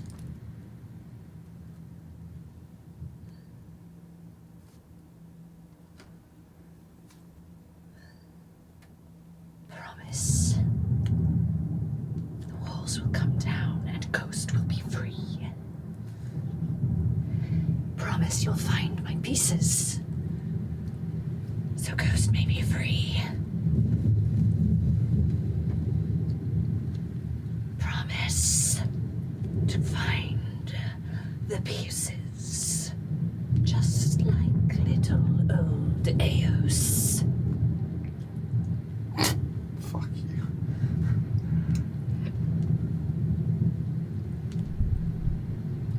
Promise!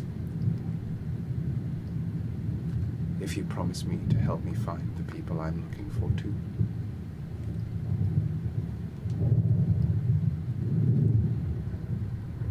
I want to help you. I hope to trust you. I will do my best. As will I. I promise. I promise. Up both arms. When that happens, for you, there is this surge of power that you understand is stemming from the mask. It is not part of you. It is something that you have like in your pocket, essentially. It is like a summer lightning storm. You have access to God. the abilities that Ghost has access to at this point, Shit. where they are Okay. through the cracks they've worked through. Okay. Fuck. Does that make sense to some degree? Yeah, I think so. Okay. Just got a lot more crowded in your head, Ugh. dog. Hey, pulls a crowd. It's great. Gets more good.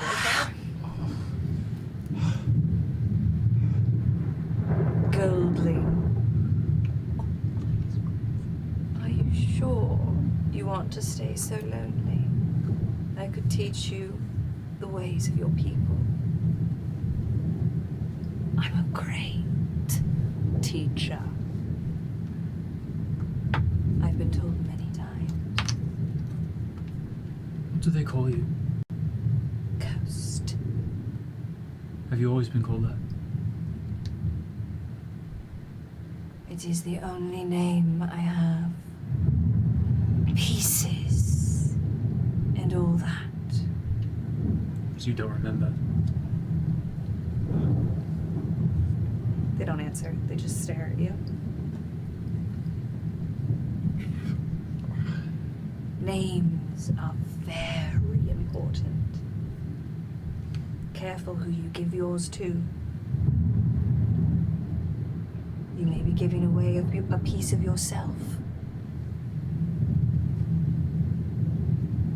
Pieces and all that. Pieces and all that.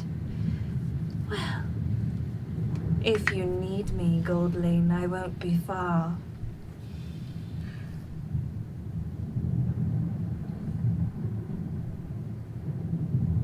That is all. Can I trust you three to play nice, speaking to Ghost, Resonance, and Mending?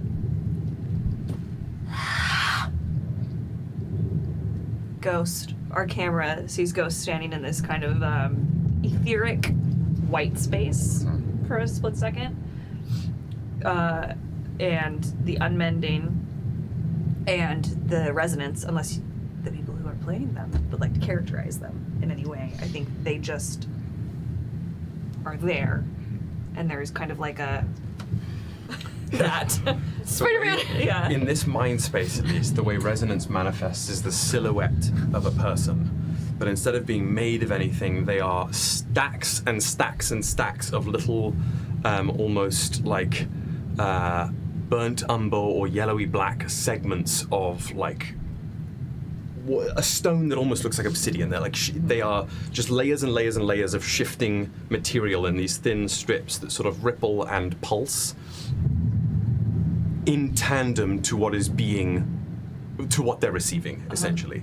So if they are, if the energy is like, there's been a murder in whatever the hell it is, There's been a murder in Savannah. I do. The sort of Jin is Jim in this scenario, like the segments of their that form the chest of this silhouette ripple faster than the other segments, almost imitating an anxious heartbeat without having one themselves. Unmending? Oh yeah, it's up to you. What? You can paint a word picture, or you can just say. I don't have a. We can let it be for that. It's your connection. No, but it's yeah. I think at this stage, I think what you said is very, very informative about what they were has changed a great deal. So it's definitely something that was contained for a very long time and cultivated in a very certain way, given the opportunity to, in collaboration with something reactive and someone trying to. I think this same hand that was just offered to Ghost was offered to the Reaping 2 centuries ago. Okay. And over those centuries, they worked together to change each other, all three of them, into the Unmending.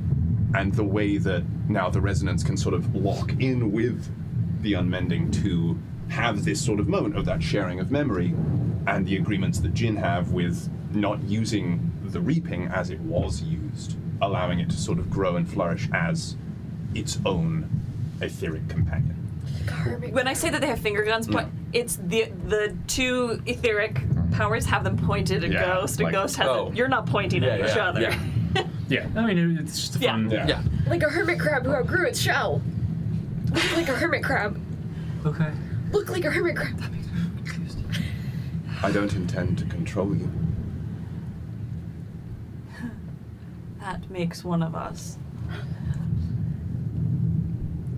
Ghost starts to funnel back up into the cloud.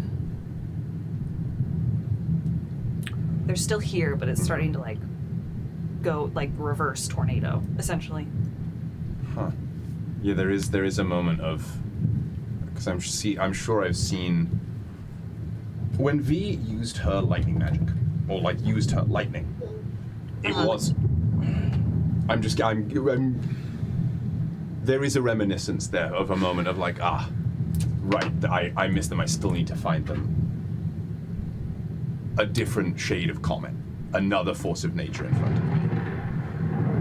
Is Jin feeling that right now? Yeah, big time.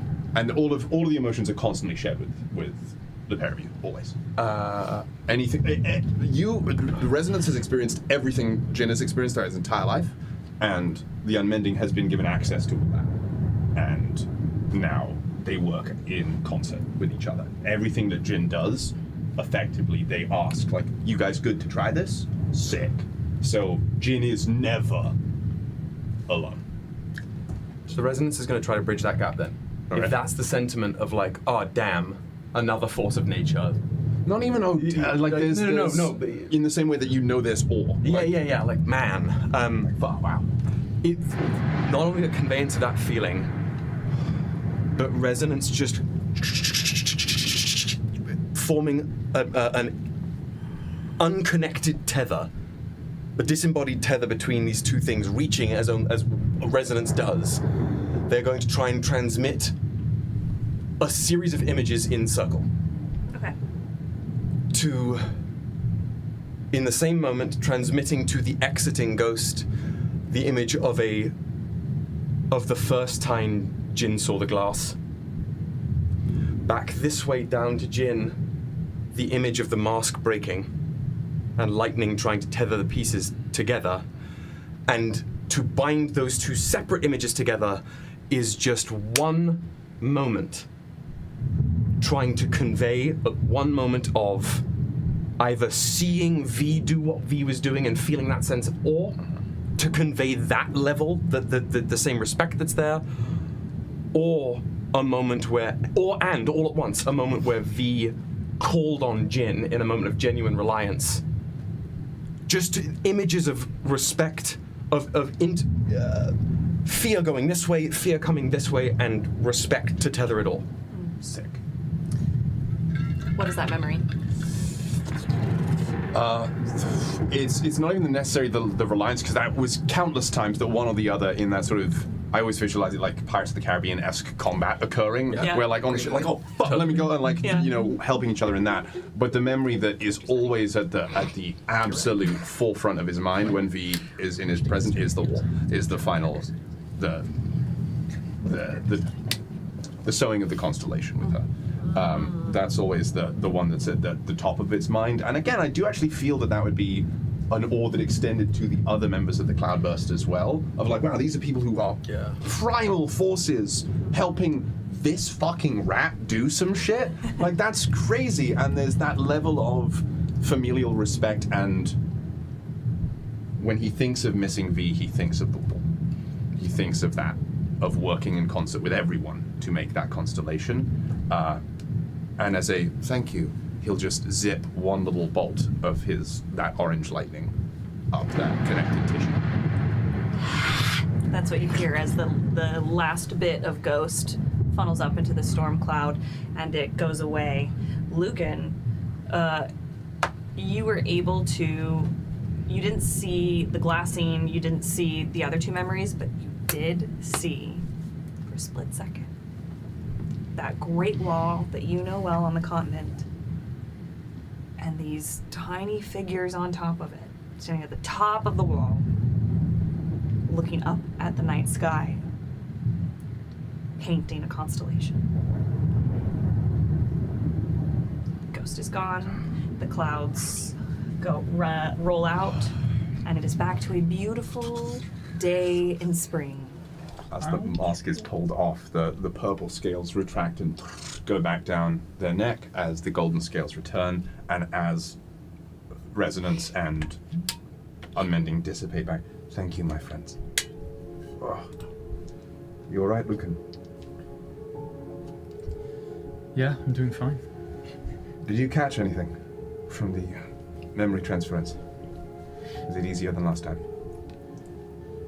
A little. Mostly just the wall stuff. What? You see sort of him flush a little bit. What? What? Just folks looking up at the sky. It's a good memory. What was that thing? So now, rather than retracting the mask back into a pocket of the armor, take the mask out as it's now hooked onto their belt. Another person who's lost, I think. Person is a stretch. Same could be said for us. Fine, it's... It's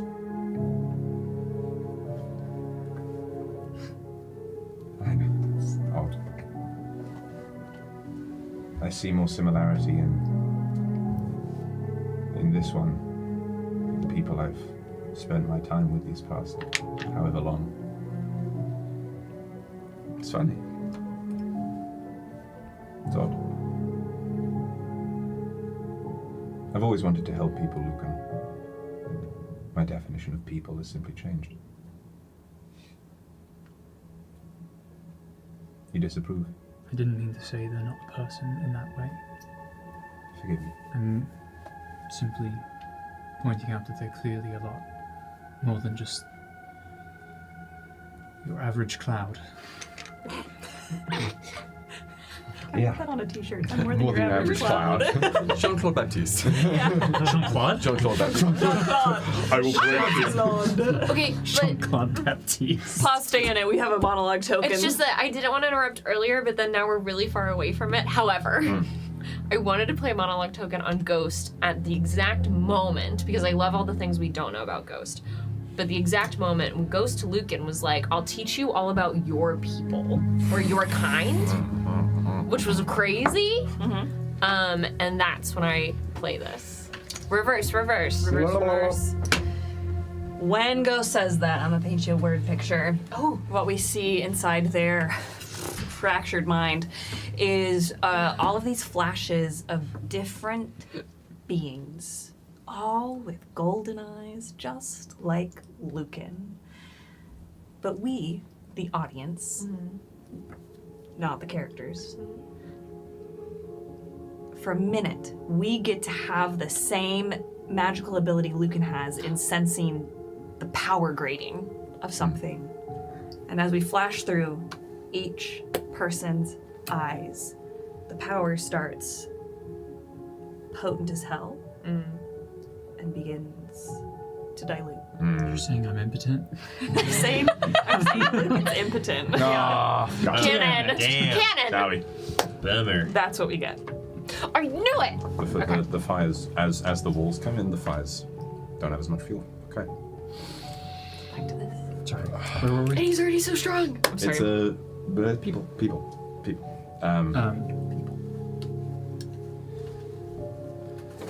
Oh, you disapprove? I didn't say it. I wasn't saying it disapprove. Oh no, that's what Jin says. He's saying you disapprove? Question mark. No. You disapprove? I mean, I don't entirely know what you're doing, so it's hard to fully disapprove, but I'm certainly circumspect. I'm trying to give everyone the benefit of a doubt, which is not something I afforded people before, I don't think.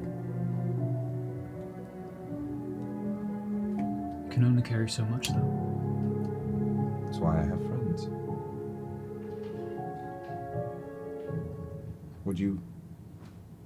Do you still consider me that? Of course. I'm glad. Honestly, it was more strange this past week, or kind of week, a little bit of week. After knowing you were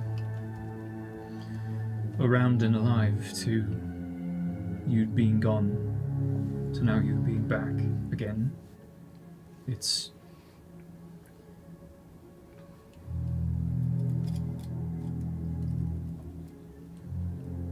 I need you around, friend. So if I say I disapprove or I seem as though I do, it's because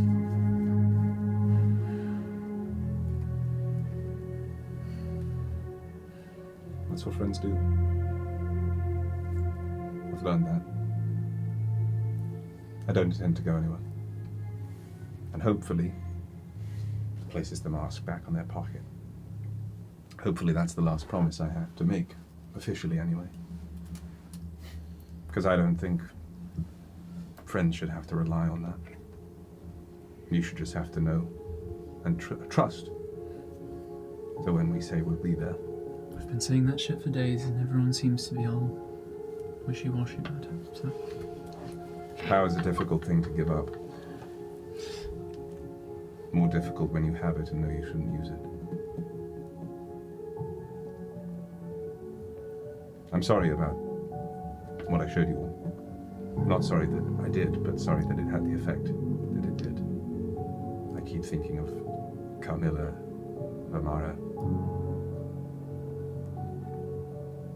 I was foolish. I was too eager. I've been waiting for this for a very long time, and to have it, I feel like I've done it all wrong. We don't get to... I can't believe I'm saying this to someone who's actually traveled in time. We don't get to do things over again. We can only walk forward. That much I did know. My back was just in the future. All right. I will ask this once. Sits up. Also, yeah, he's had his arms on the he's had his arms on the sort of railing of the roof, and then at that sits up and turns to face you. And I am willing to accept your answer. Because as I said, it is good to have you back. I'm nervous. What did they mean when they called you an interloper? When they said you stole the memories? I'm not entirely sure. From my understanding, I wasn't supposed to be the person that I am. I worry it might mean something more, but I refuse to accept that. We'll see. This is a monologue token. Yes. When Jin says that, what's going on in his brain? There's no, not lying. It's just there's a deep fear. And this is a bit of a threading between John and Jin, and I respect that. But it has been kicking around my head with the lightning of it all. There is a subtle, if you want to rip out your note there, Will, which you said to me that I was already like, I'm worried, is there's a pit in his stomach that he thinks one of the fragments, one of the last things that his crew said to him before he stepped inside the wall and successfully got here was, "Come find me." A word he's heard over again from his sister, from the specters of his people. His life has been defined by chasing people who aren't there anymore. And seeing this lightning, this summer storm, another comet he can't quite touch, but he admires all the same. He is so deeply afraid that a fraction of V is the person he sees in Ghost. And hearing Interloper, hearing you stole those memories, whether or not it's confirmation bias, but it feels as if it's another log in the fire of these memories are something that Ghost already had, and I just brought them back. So whether or not they were there in some way I couldn't tell, or they were one of the crew, or God knows what. If there's one thing Jin's figured out over the past 2 centuries, it's that understanding Fae is not something that's necessarily possible when all is said and done. But he's afraid. He's afraid he might have already found something. Found someone he was looking for, but in a way he didn't expect. He wanted to, when he finally found his comet again, he could be one too. And he doesn't know. Damn. So, Fuck yeah. that's the monologue token. Inspiration for that. Oh, let's go! Inspiration for the comment. Let's go! It's just you and I being like, nice fucking Nice, work. nice. Okay. And I think there is an aspect of that, because with you, the resonance is sort of left open. And so there's a constant, and that's a thing that you would immediately be able to notice over his time, whereas before it was a specific invitation, hey, let's share some feeling. At this point, with the people that he trusts, there's just sort of a passive, hey, what he used to have to force himself to choose to do, he can just sort of do automatically now. And in that, some of that emotionality, as much as one could be imparted in a feeling, would be. Basically, for free monologue token, Lucan was trying to suss out if it was is this Jin or something else that has all of Jin's memories and is now Jin by proxy. There's a moment where as that sort of washes. That's why of sussing out. But if those were the feelings, then he, as he said, he would believe your answer. As that sensation washes over him, I thought the same a great deal of times. I don't know if I'd know if I were that. Just trying our best, I suppose. Do you trust the people that we spoke to earlier? You're going to have to be more specific. Yes, I do. Okay.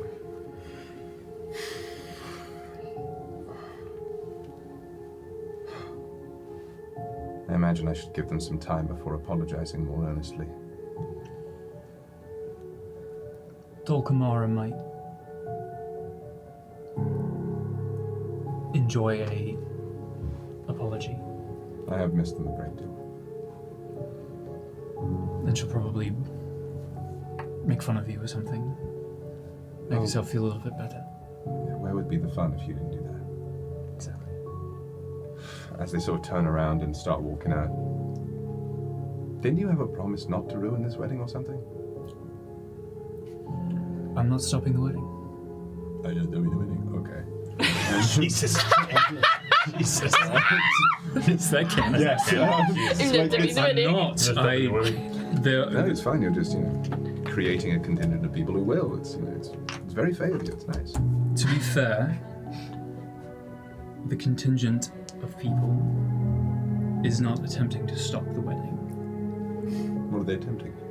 Sorry, which contingent of people? Mio doesn't count. He stops in his track. You have multiple contingents of people doing stuff for you? I thought the one I met today. Yes, this group of people. Who are they? Do they have a name? Have we said Weavers? I don't think we've said it in game. We've not said it in game. We say it in above canon, I table. don't think. We're the Weavers. Believe it. I was talking to Woody on the phone I'll today, and I canonize said it right now. Weavers, and he was like, "I'm not caught up. Who are the Weavers?" And I was like, "Oh, You know what? I think we did discuss it in game. It At one was in point, the hunt. Wiki Warriors will tell us. I think I'll canonize it right now. And we were like, some of us were like, eh. Yes, we did say it on table. We said it. Yeah, it was in that one Thank you. conversation where everybody was Now fucking around we are afterwards. the Weavers. But there's also an army. That is not the. If you tell me you have a child Goal. army, he's going to lose his mind. Okay, go on. we're the Beliebers." That is We got that Weaver fever. when it comes to Dolkamara, Rafa, etc. Especially Casca, the goal is not to stop the wedding. People might have their individual goals to stop the wedding. We are trying to save the world. I feel like that's something you should be more certain of, if that's the goal. I'm joking. We're trying to find whatever is in below the court. And at least for Casca, and I assume Dolkamara and Rafa, I don't think stopping the wedding is part of that. You don't think that for Casca? At least where, as far as we've discussed, they are certain, mostly. So, I am maintaining my chains. Hopefully they won't be necessary for very long. She cared about you a great deal. I'm sure you don't need me to tell you that. If this were 2 weeks ago, I would have needed it. It's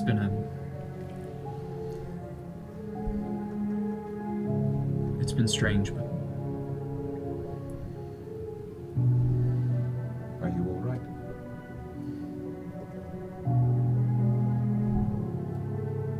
no.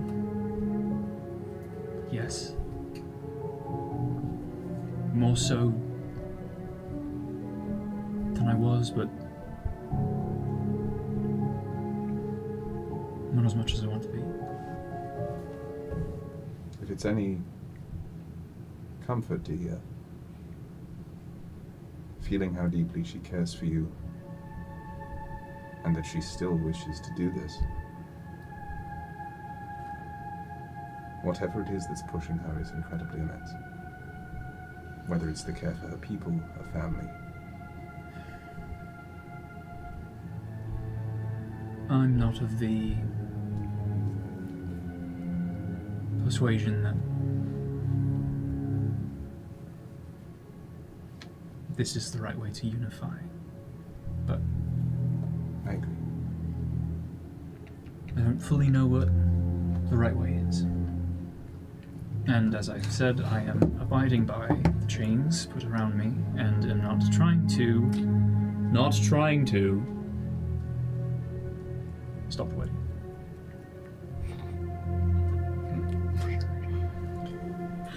As he's leaving down, feels very letter of the Lord to me. All right, can make our way. You make your way down the stairs. Camera shifts real fast to Soleil in Alum's room. Oh no. Alum, we've got to hurry. Come on, we've got to meet everyone. Get your stuff. Get your costume. I don't know what to wear. I'm feeling so overwhelmed. What do you mean you don't know what to wear? You did not bring a costume? I mean, I did, but it's a little tight on me. I feel like I'm growing. That's okay. Just bring it. We'll figure it out. Come on. Okay. Soleil helps Alum gather up their things. Come on! And she grabs your arm and you run down the hallway toward Stoney's room. Headquarters! And as we enter Stoney's room with Alum and Soleil at the threshold, and Stoney, you goop open the door. We are gonna go to break and come back for the kids getting ready for the heist. Let's go! I have found the final member of the Council of Verity. Hi. What? Well, he We wasn't know here. Alum. Well, no, he wasn't here, so I brought him. Do I have to Everybody- re-register him again? No, I'm registered. I paid for them. I paid my dues. I did not have deposit. I brought all the snacks. Are you up to date? Are you a member of good standing? Jesus. Oh man. Bye. Go Okay, Kiss. we will be back in 16-ish minutes. We love you. Bards of New York, the live, chaotic, beautiful mess that we all know and love, where we usually, at one point, will play D&D together. We'll be starting to play D&D at some point soon, and then probably stop, then start again, and then stop, and then giggle, and I'll fart a bunch, and then we'll have a good time. Why even do the stream? You're hitting the nail too hard on the head, man. Come for the D&D, but stay for the absolute chaos that is Bards of New York. I love you.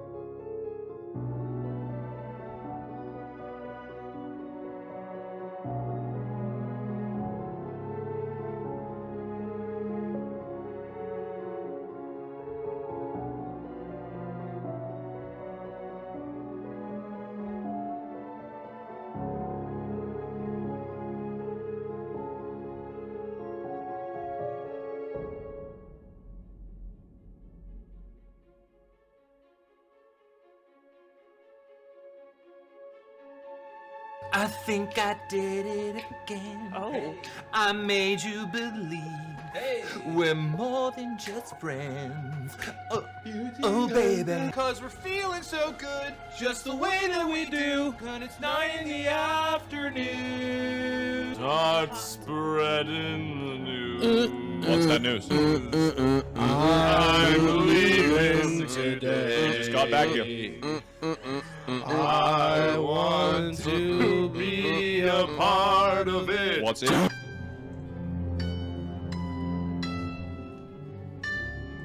When I was a young man, my father took me into the city. We just lost like 5 viewers. Should all acquaintance be forgotten and never brought to mind? Should all acquaintance help. be Somebody send help. forgotten?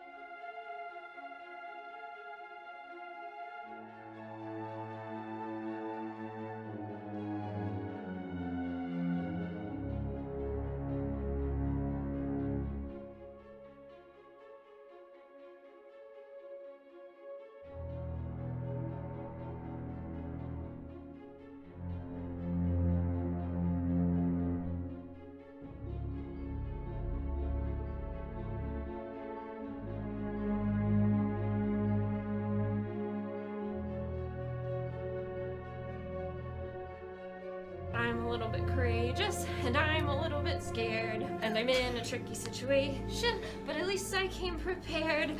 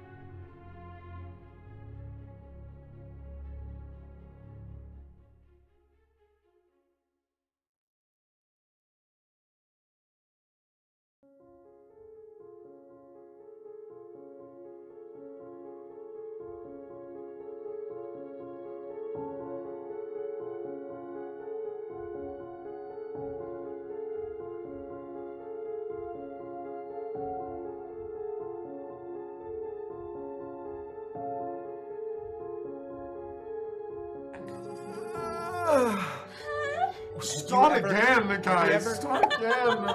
Have you ever been a part of that thing where they put watermelon inside of a watermelon? What the f? That's what Bards is. We've been live for 20 seconds. Hey guys. Cancel the stream. It is Wednesday, my dudes. Did you see that video? Welcome to We're not Bards of doing New this right York. now. We're not doing this right now. Welcome to Bards of New SEAL York. Team 6, welcome to the Actually, D&D podcast where sometimes we actually play D&D, and that was one of those not sometimes moments.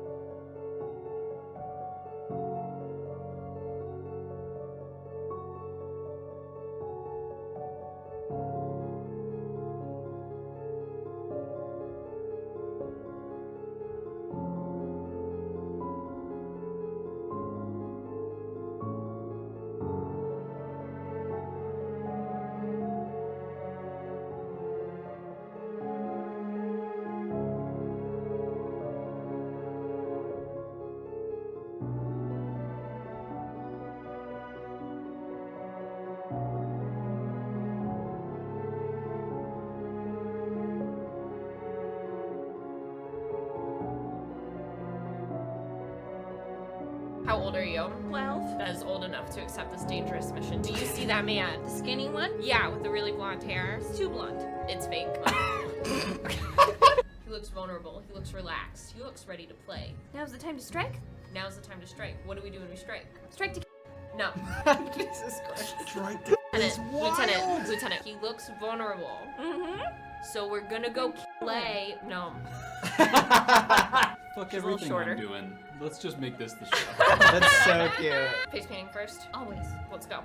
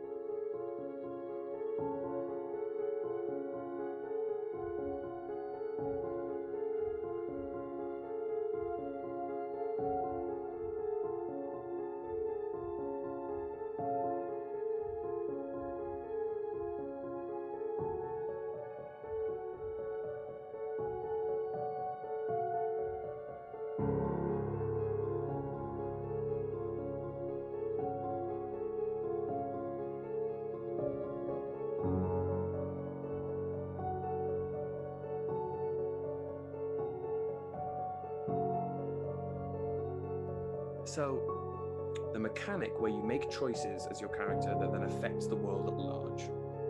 To me, there's no better version of that than D&D, where not only do you get to escape to a world and make choices within it as a character entirely your own, that then your own choices are a catalyst for an evolution of the world that evolves with you, but you get to do that with other people. So it's not just a pre-thought out, I'm going to make these choices to make these things happen. It's a group of people all that you can have banter with and laugh with, but at the end of the day, you are exploring a world for the first time together as a group, making these little chaotic decisions which bloom across the world, causing it to change with you and grow with you as your characters level up and grow. What brings me back to D&D over and over and over again is like assisting in the growth and the blossoming of a world that will be cultivated by accident through a ragtag group of adventurers' actions.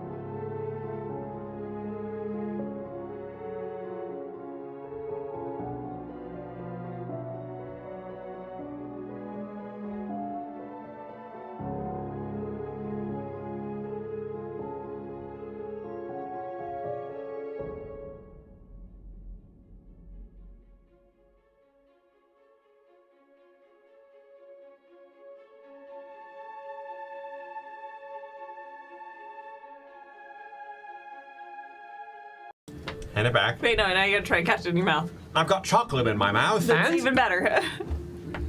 This is how we come back. Are we back? Yes. Ready?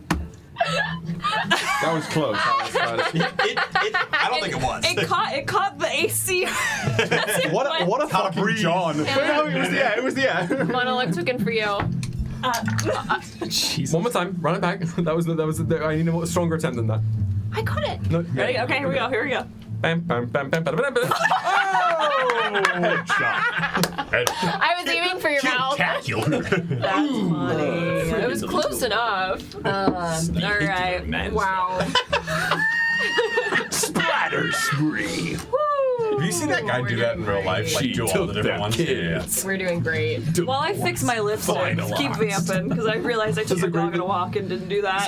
Somebody did a cameo of that guy, the Halo announcer, and just had him read the craziest shit known to man. In that I voice? made a stinky. I should have gotten a prenup. She took the kids. Can I request that of you? Please. I'll do it. I'll happily do it. Bards derailed. My name, Jeff. My name, Chef. Welcome back Let's do it. to the realm known as Arcadia. Nice. Our camera Very Norton. Well done. pans back down Tom Hiddleston's very nice. into Stony Valany's bedroom in court. His quarters. Stony, have we had you describe your room before?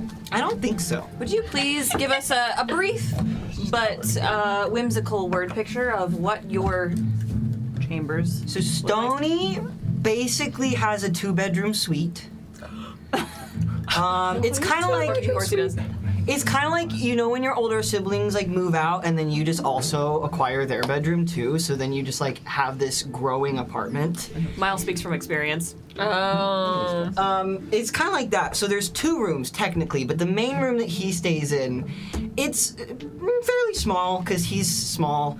But there's lots of bunk beds. Okay. That's pretty much it. There's just lots of bunk beds. Lots of bunk beds. You get to choose, you know? In the middle, there's a small little, what looks like it should be a ball pit, but it's just full of goop. A goop pit, if you will. Stony lives in the goop barracks. This is Stony's room for sure at the court. So I would say there's probably 4 sets of bunk beds in here. So 8 beds. 8 beds. You got the goop pit in the middle. It's a sign. And then you got on the back of the door, you got one of those basketball hoops. Of course you fucking do. Like specifically the undersized Nerf basketball. Yes, yeah. We said there's an adjoining door to another room. Yeah, he has a 2-bedroom suite. 2-bedroom suite. Okay, Yeah. I just needed to understand. The other bedroom Sorry, Dan is wasn't trusted. a little bit bigger, and it only has 1 bunk bed in it. Oh. And it's a kind of bunk bed that's like a queen-size bed and then a twin bed on top. So it's he doesn't really spend a whole lot of time in there because he doesn't need that much space. Sure. Just enough for goop. Got it. And as Alum and Soleil walk in, Soleil confidently saying that she has gotten the last member of the Council of Verity assembled, we see Heinrichs, Mio, Alum, Chauncey, Stony, and Soleil in Stony's room. Does everyone have their outfits? Well, which ones? Are we supposed to wear our masquerade stuff through the rooms, or should we be? Is it plausible deniability if we're dressed for the masquerade and we just get lost? What does plausible deniability mean? Like, It's a way to get around lying. yeah. It means it's reasonable that what you're doing is okay So maybe if we and not It's how, suspicious. it's how people get away with stuff. So should we not change into heist clothes and stay in our masquerade outfits the whole time? Or could we change into outfits that are a little less noticeable? Because my outfit's a little noticeable. I can make sure that we leave no tracks. Mine's pretty noticeable too. Wherever we go, that is my job. We leave no tracks. And we're gonna be working in shifts. Everyone remembers the pranks from the other night. Chefs? Shifts. Mm-hmm. The pranks you all did the other night was like a warm-up. Are we repeating them? I think we should do different pranks, but like the spirit of it is the same. So we'll be taking turns. A couple people will go in rooms, but there should always be at least 2 soldiers inside the masquerade, pranking people, being noticeable. So if someone says, where are the most amazing members of the court? Where's the most exciting kids in the continent? They remember seeing someone. Question. What degree of pranks are to be played on the floor? Is it like tying people's shoes together or going up to people and saying your parents didn't actually give birth to you? Ooh, is there a middle ground? I don't know. I'm asking. There's definitely a middle ground between those two Okay. things. What the? What?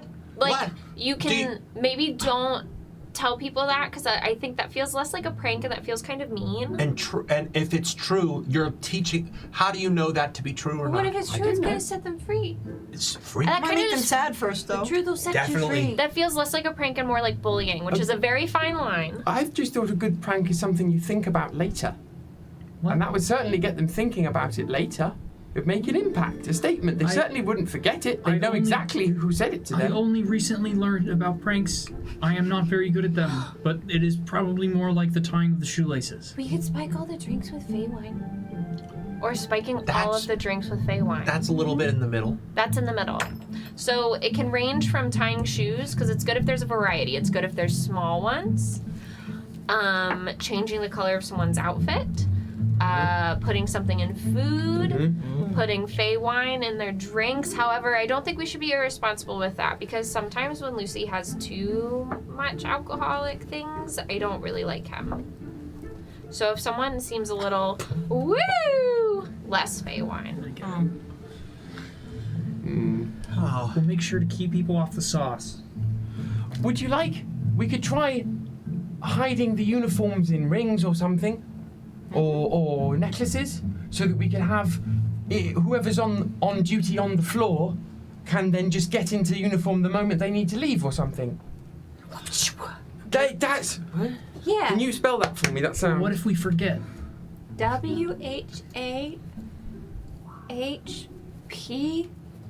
WHAHPUH. Hang on. B- Will's actually writing that down. WHAC. Welcome to how I spell things. PA The or Dan's something. brain is this. WA. WHACHA. What put you up? What? What put you up? Yeah. God bless you. I got it. Thank you. Bless you. We can work on that. But I do think Soleil was right. If someone finds us and we're in our masquerade clothes, it does look less suspicious. I don't. Yeah. I don't. Yeah. I think we might save that for the next heist. But then how will we get into uniforms when we're not on the floor? We won't be in uniforms. We should always be in our masquerade outfits. So we just got lost in someone's private belongings. Yes. Exactly. We're playing hide and seek. Hide and seek with people's secrets. But not with their secrets, you say with Hide other and kids. secrets. Hide and secrets. That's the sequel to Hide and Seek. But we're not telling anyone about the secrets. If they find us, it's I'm looking for my friends. We're playing hide and seek, and I thought they went in here. Should we then all make sure that we're not all in the room at the same time? Well, We're gonna have to split up. So that somebody's like at the door, like as watch. okay. What if we use the walls? Like climbing And it? that's why you're a great lieutenant. And Mio will put her hand on a wall and in her mind ask the court to make it work so she looks really cool in front of her friends and let her hand pass through the wall if the court will let You it. put your hand on the wall, and the door to Stoney's adjoining room is what you put your hand on, and you hear a. Whoa. An intruder. Stoney, who's in your other room? No one. It's my room. Were the walls knocking at us? No. Hello? Stoney, open it. It's your room. Open it. I'm scared, I though. step back. Be brave. You're part of the council of Verity. Come on, you can do it. Chauncey's up in the corner, like pressing against the wall, like ready to pounce. Sully goes and stands on Chauncey's or on Stoney's bed with their hands out like this. I'll be with Stoney. Stoney is going to scuttle up the door frame so he's like above the door, and he's gonna slowly. Well, now I'm just standing here.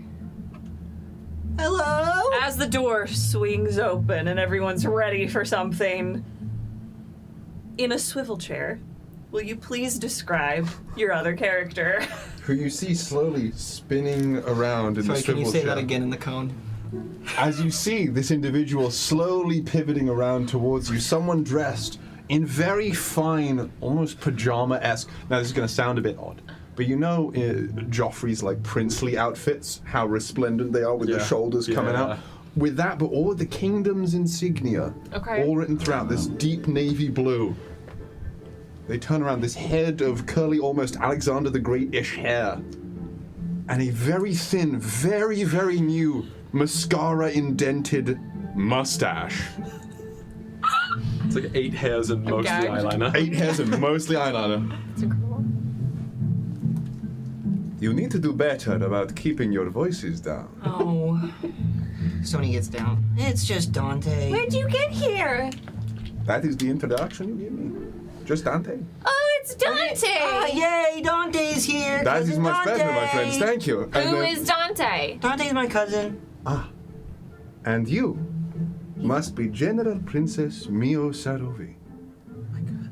Your reputation precedes you, and I am grateful that my expectations are not exceeded. And gives a courtesy-esque, bow-esque thing that looks just sort of like a weird duckling doing a strange, like a pale imitation of a curtsy and a bow, and gestures their hand towards yours. Alm goes Very, over to very comedian. Yeah, it's just Alm goes over to Heinrichs and goes, I'm transcribing. I think he's older than us.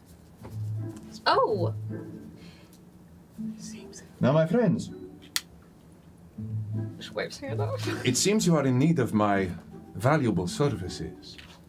If I hear that you don't want to hear what people hear, I might be able to help, as seemingly a gust of wind bristles his hair from nowhere. Beyonce hair for a moment. I'm sorry.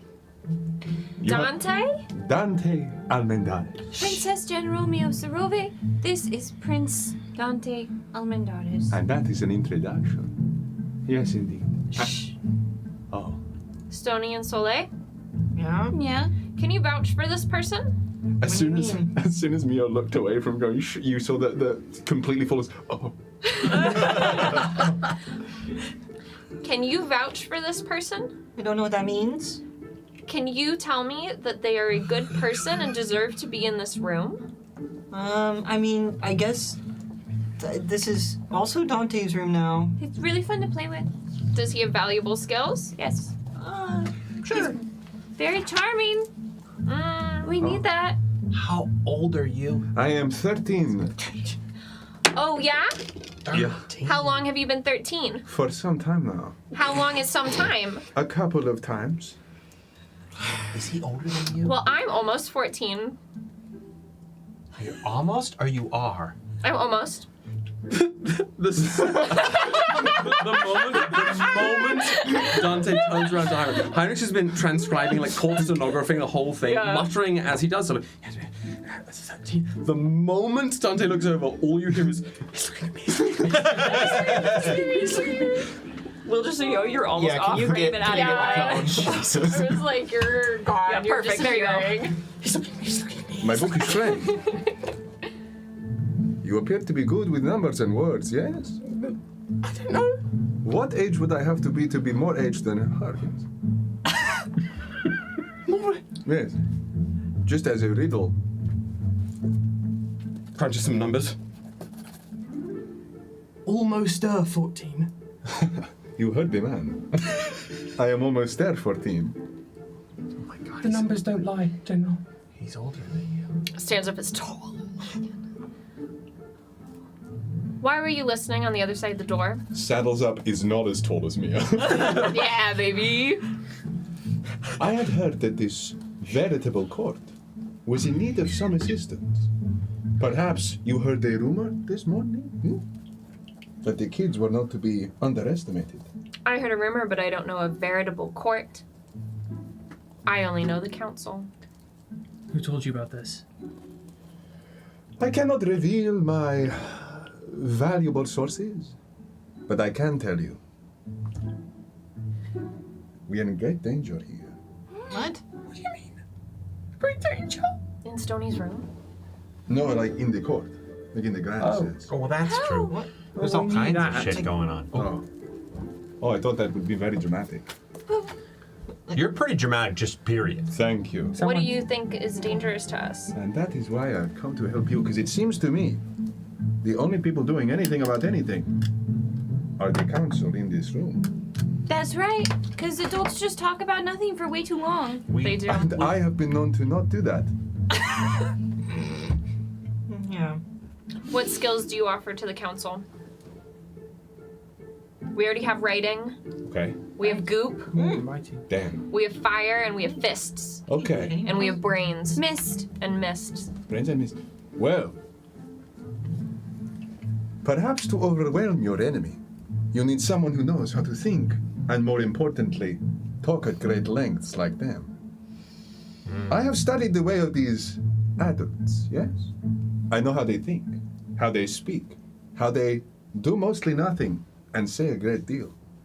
And if you need someone who, perhaps, can work their magic like them, I will gladly throw myself to the wolves for the sake of you. To be fair, he has said a lot and mostly nothing as well. It's he true. wants to be a grown-up. A talker.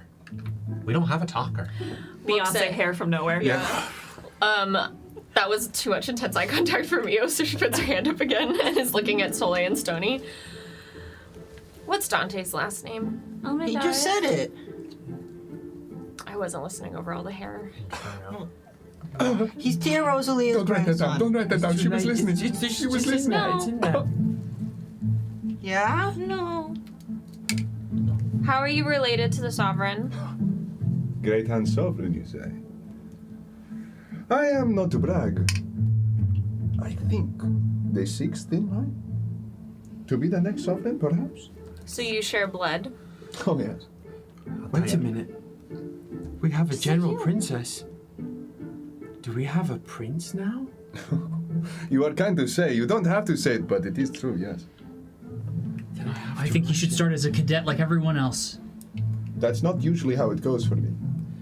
We have a general princess and a prince cadet. It balances the scales. Prince Cadet does have a nice ring to it. Can I be like Prince? What's the one above cadet? I'd have to ask our general on that. What's Bow's very again? As soon as any time, very normal and just talkative to everyone else, but as soon as they pivot towards you, I'm sorry, it's so funny. Suddenly Arlecchina. Yeah. genuinely, really. Well, we have a general, we have a lieutenant, we have 4 soldiers. I have a title somewhere. We all have different titles. We all have different titles that I'm forgetting at this moment. It's written in the charter. That's in the charter. General Fire Alum, Captain Chauncey, Goop Master Stoney, and Chief Intelligence Officer Heinrichs. Thank you. I also had you as General Commander, just in case anyone tried to take that title. That also belongs to you. General Thank you, Commander, Heine. Princess. Yes, You all don't have to call me a princess. what if I would And like you- to? Alum just kind of floats a little bit and then like. Mio puts And as you float, you see Alan Dante farted. wink, and for the briefest of moments, your hair. Mio like quickly You've puts her never sunglasses felt back more on. beautiful, Alex. Sublime. I don't know how to respond to that. Speechless, I see. Is Dante's magic specialty maybe it's Maybelline? With a fat D4 it is, yeah. How about you? It's all about marketing, baby. And that's what you need. Marketing manager Dante Almendares. Council, huddle. Oh, okay. As he drags the swivel chair into the room. Oh man, council huddle. Sits down. How about we let the Prince Cadet have tonight as an audition because I think we need his blood. His blood? Why do we need his blood? What are we gonna do with it? Please whisper. Mio, not whispering. Not whispering. As soon as that was said, stop. I'm gonna try it. Heinrichs will try and write. For the next 5 minutes, Dante Almendares will only hear compliments about him. No! That's crazy. I'm not even gonna make you roll for it because I love it. Great. Dante But I'm gonna need you You're gonna to say what the compliments He's are. gonna inflate his ego. Yeah, perfect. So he won't pay even attention to the body language. Oh, there we go. But that's after the blood thing, correct? That's yeah. You heard that for sure. You hear the blood. In case, don't be scared, Alan. But remember when we were in the library book and we were in your grandmother's room and we needed your blood to unlock something? Sure, yeah. Because you're related to her? That's true, yeah. We might need his blood to unlock something if we go in Rosalia's room. Okay, that's fair. Unless we can... Or if Dante we need a is- sacrifice. Or if we need a sacrifice. Just in case. But that's We could not the also- goal. We could also just take some blood right now We can and use take it some- later. I'll And take just put blood. it in our- Almendaris' pedigree is sparkling. Fingers come away like slightly back. Do you two trust him? Dante is as trustworthy as his resplendent moustache. You're so naive. Stony, if you're uncomfortable, just tell me. No, I will be honest, Commander. Yes. He will tattletale. More than Heine? No, I hope because I don't not. really know Heine that much. Sorry, Heine. No, it would certainly be not. I would be very upset if that was to be the case. I think only if it like came between him and, you know, his grandma. I just think it's worth you knowing, Commander. Thank you, Stony. We do intend on going into that room. We do. Slides in, deaf as a doornail. You drop this. I think It's back. we don't let him go anywhere alone. We keep an eye on him. We might need his blood. If we're caught in an Almendar's room, it'll be good to have an Almendar's with us. It's so hard to keep our eyes off of Dante. Yeah. It's getting harder. Visage is enraptured. I hear that specifically from Mio. God damn it! I'm saying that anything, whoever is saying anything. Yeah. And if it doesn't work out, we can silence him. My cousin Carmi said we can cut out people's tongues if they tattle. Why are we cutting tongues? And why are we drawing blood? If needs must, we will tongue fight to keep it quiet. I know we practice knocking people unconscious. Do we also need to practice taking people's tongues? It's pretty straightforward. What do you mean? I don't know what that Take means, the tongue. though. I don't know. if we- We can all share his tongue. There is plenty of meat to go around. Cut the tongue out. I don't think we can practice it without actually doing it, so I think we just have to trust that we can do it in the moment if needed. Maybe it's like a banana. You ever cut a banana? No, I'm not. other people cut my food for me. Scarlet. If it comes to tongues, I can help. Thank you, Soleil. Yeah, that one remained And unchanged. remember, That one was the same. and remember, anyone could get their tongue cut out. What? Okay. Well, why? No! You can't just say ominously threatening things and look at me like that, General. As your chief intelligence officer, I would require a little bit more intelligence about what you meant by that. I think Heine deserves credit for not blowing all her information to Sovereign I Almendaris. really wanted to. He really did. That's true. I'm proud of you for holding that back. And she will pat your head if you allow it. Like, go to protest and just. Huddle breaks. I'm proud of you for that. Everyone stand in formation, look cool. Everyone lines up. With a much fuller moustache than when you turn around. Chauncey is also trying to like stand a little tall and like. Thanks, Chauncey. So, what say you? You may audition. Has 5 minutes passed? Yes. Yes. Okay. You may audition tonight. What must I do, General Princess? Anything we say. I see. We are finding information to save the world. How do you feel about going through people's rooms? Oh, I like it. That was Chuck. That was stupid. It's good. I like. Yes. You go through people's rooms a lot? No. Strange laugh. Enjoys plundering bedrooms. Could you not write it like that? Mio. Plunder. Is there a table in Stoney's room? Or a desk? A really small one. A really small table. Like low, like a kid's. Mio takes out a folded piece of paper, unfolds it, puts it on the desk. It's a little table where you would have like there's tiny chairs around like you would have like a Yeah, make believe yeah. tea party. Oh, You yes, get it. yes, You yes, get the one of those version. little ones. Yes. You do indeed have With to like the sit on plastic the chairs. chair. Oh. What? You have to sit in the chair. I sit in the chair. That's a law from the DM. I sit in the If chair. you interact with the table. You Bam! must sit in one of those tiny chairs. Puts the paper down. This is what we're doing tonight. And written on the paper, it just says Auntie Ron, Monty, Rosalia in parentheses, Sovereign, Cy Valany, and then question mark, question mark, question mark, question mark. I only figured out 4 rooms from last time that I know we should go into. Arya Stark over here. It might be a good idea. It might be a good idea to leave those as question marks because we might find something that then makes us want to go to a different room. That's actually really smart, Chauncey. Thank you. That's a good idea. One room into the other. Keeping options open. Some of them do join. As we've learned currently. Also, the walls might help us. The walls will help us. Well, do you have- Oh yeah, to you join did to the say walls. you were saying that, but then you knocked on a door and that yeah. appeared. Puts hand through a wall. Do you have a sledgehammer? What do you mean? No, puts hand through a wall. Does it go through? Doesn't go through, but you put your hand on it, and there's a pulse of purple magic that goes out from it. The walls will help us if we're worthy. The first earnest fear in Dante's eyes. How did you do that? This is the first time Mio has genuinely smiled at Dante. She's powerful. The court supports the council. It's true. You are far more powerful than even the stories led to me to believe. What stories? I have heard much of the Mage's duel. We don't have time for this. Who wants to be on pranks first?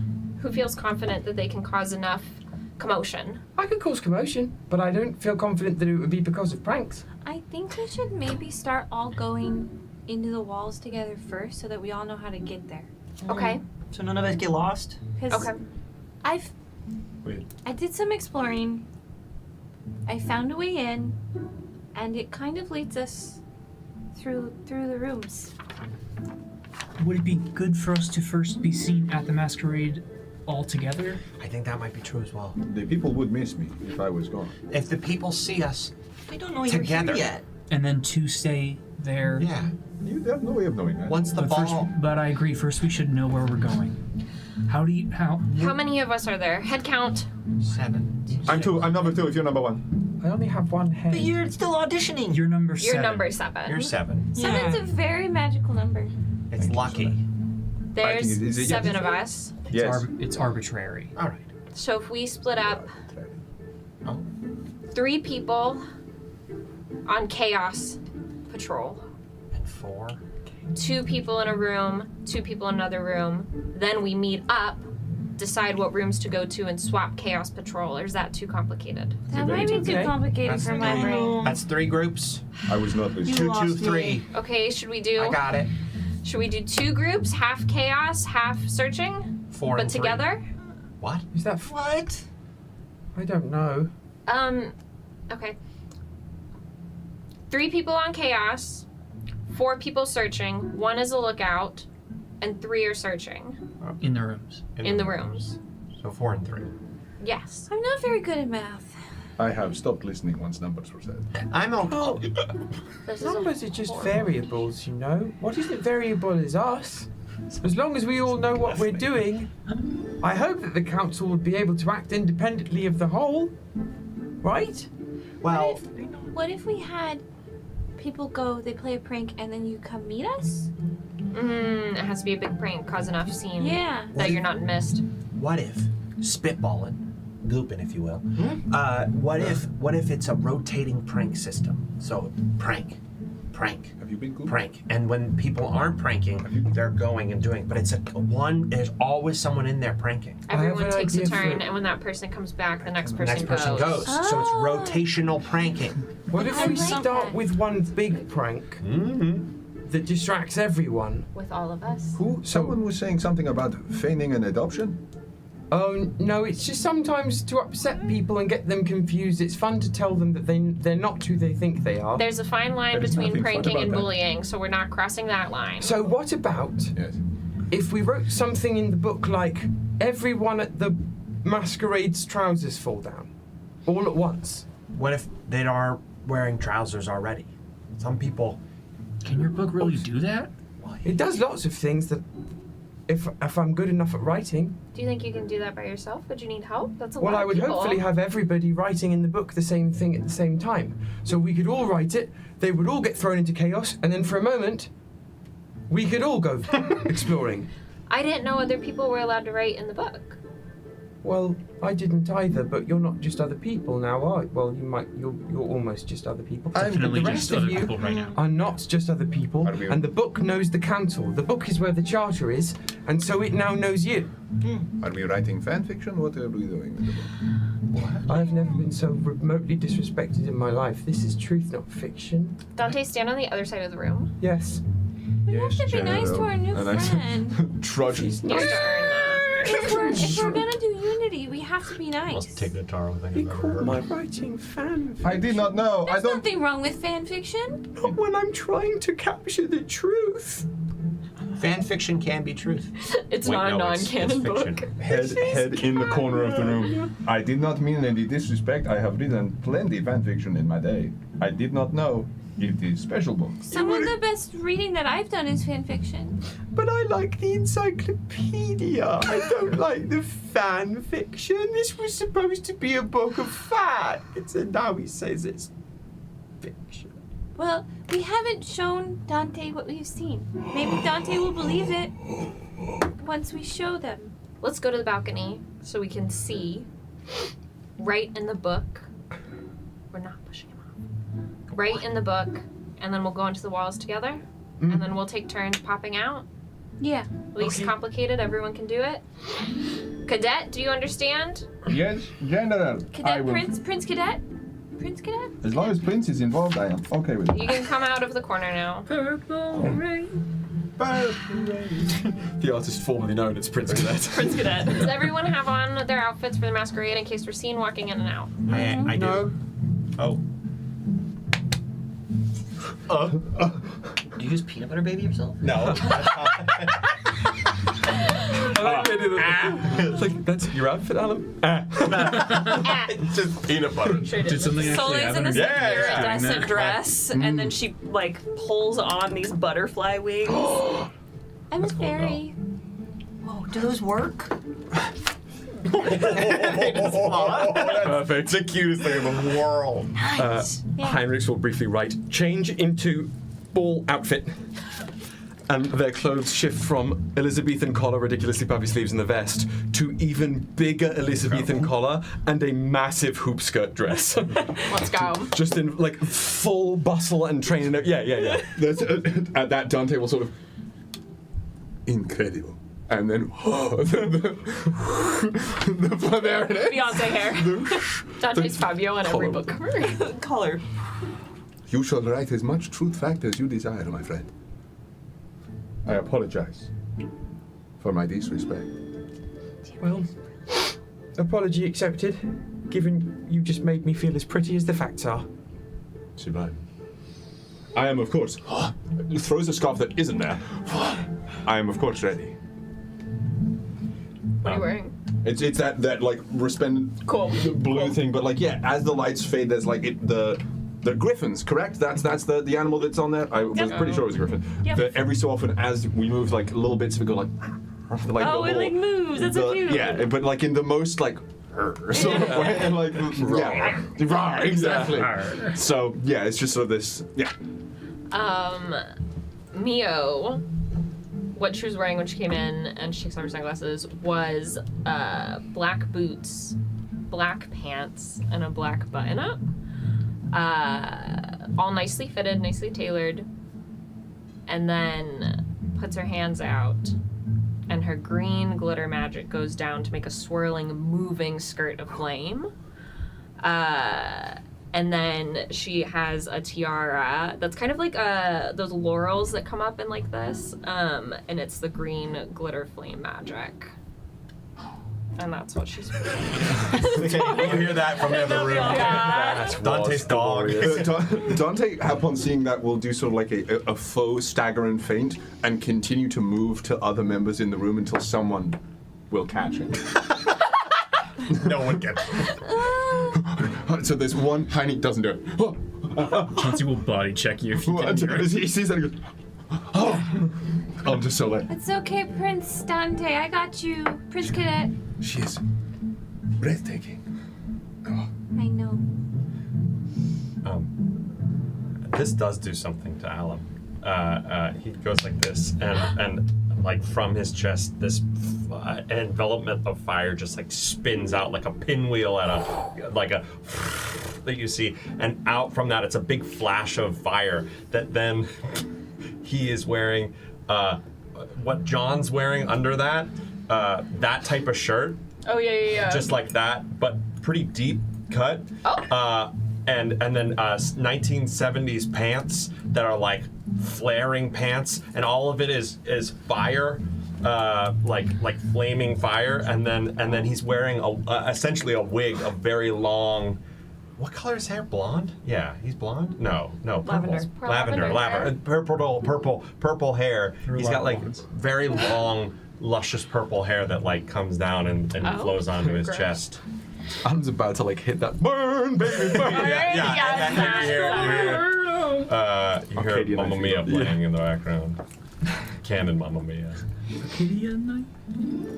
Yeah, that's what he's wearing. Okay, so are we gonna go? Oh, what are they wearing? Oh, shoot, I forgot about you two. Chauncey is wearing a very simple. It is gray pants and like a nice-ish shirt. They are very simple, very humble, not very expensive. We're in middle school dance territory. Yes. He does not have money to buy things like that. This is one nice outfit. He was brought to the court for the fight. Oh. And he lost. He lost. Your allowance cut in half for losing. No one's really checked in on him. So That's Award of Renza. yeah. Not all wards are equal. I wasn't quite ready. Can you all just give me 1 second? Okay. Don't look yet though. Do you need sartorial assistance? No. I wasn't ready, and it's over there, and I gotta get in it, and I want to surprise you all. So don't look. Everyone can come into my room. Okay. Yeah, come on. Everybody funnels into your room and You hear closes the door. He was standing by the door. In the other room, you hear a lot of like clanging around, and then you hear. And then slowly.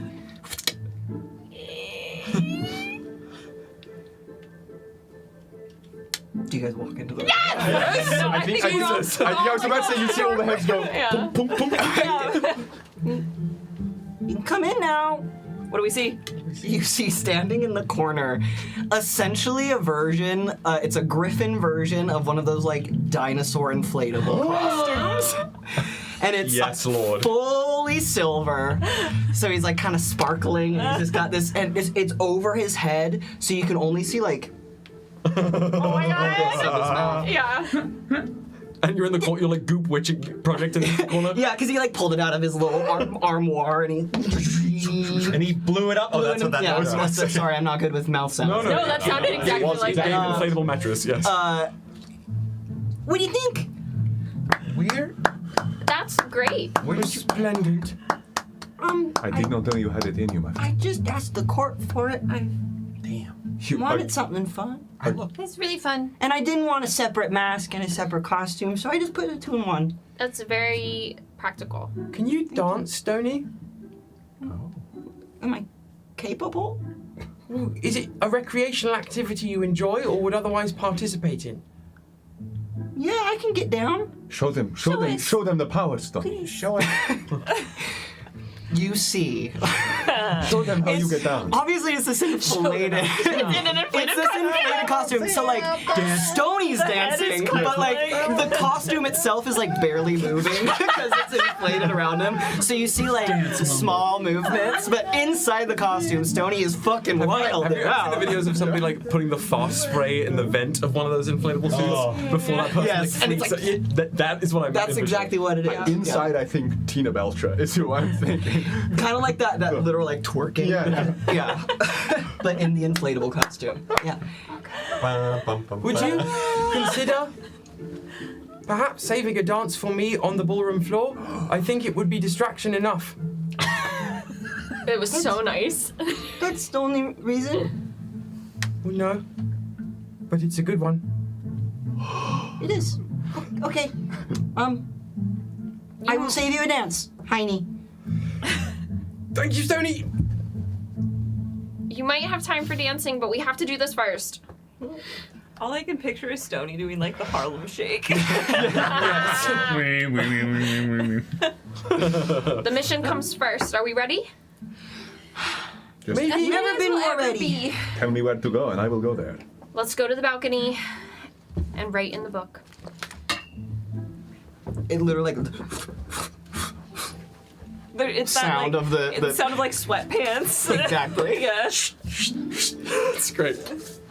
I think I just realized as we're walking, not everyone will be wearing trousers, so half of us should write about the trousers, and half of us should do like a gust of wind blows up things that are not trousers. But what if we are in the ballroom? We're on the balcony. You know, we also need to make sure that it's something that will keep them in the ballroom and not in their rooms. Right? So maybe the verbiage is everyone on the ballroom, on the dance floor experiences a major wardrobe malfunction. But then what if Wouldn't that make them go to their room? What if they just get down to A minor and embarrassing wardrobe malfunction. That would also make them maybe want What them if to they go to just really want to dance? What if They can't stop dancing. Yeah. That's great. That was, What if it was everyone on not the my dance idea. I floor- have to recognize the cadet who is auditioning. Prince Cadet. The That Prince was your Cadet. idea? It Indeed was. it was. No one would hear me. Well, speak up. Thank you. And I appreciate your reflection of my idea, Soleil. That was a good idea, both of you. Thank you.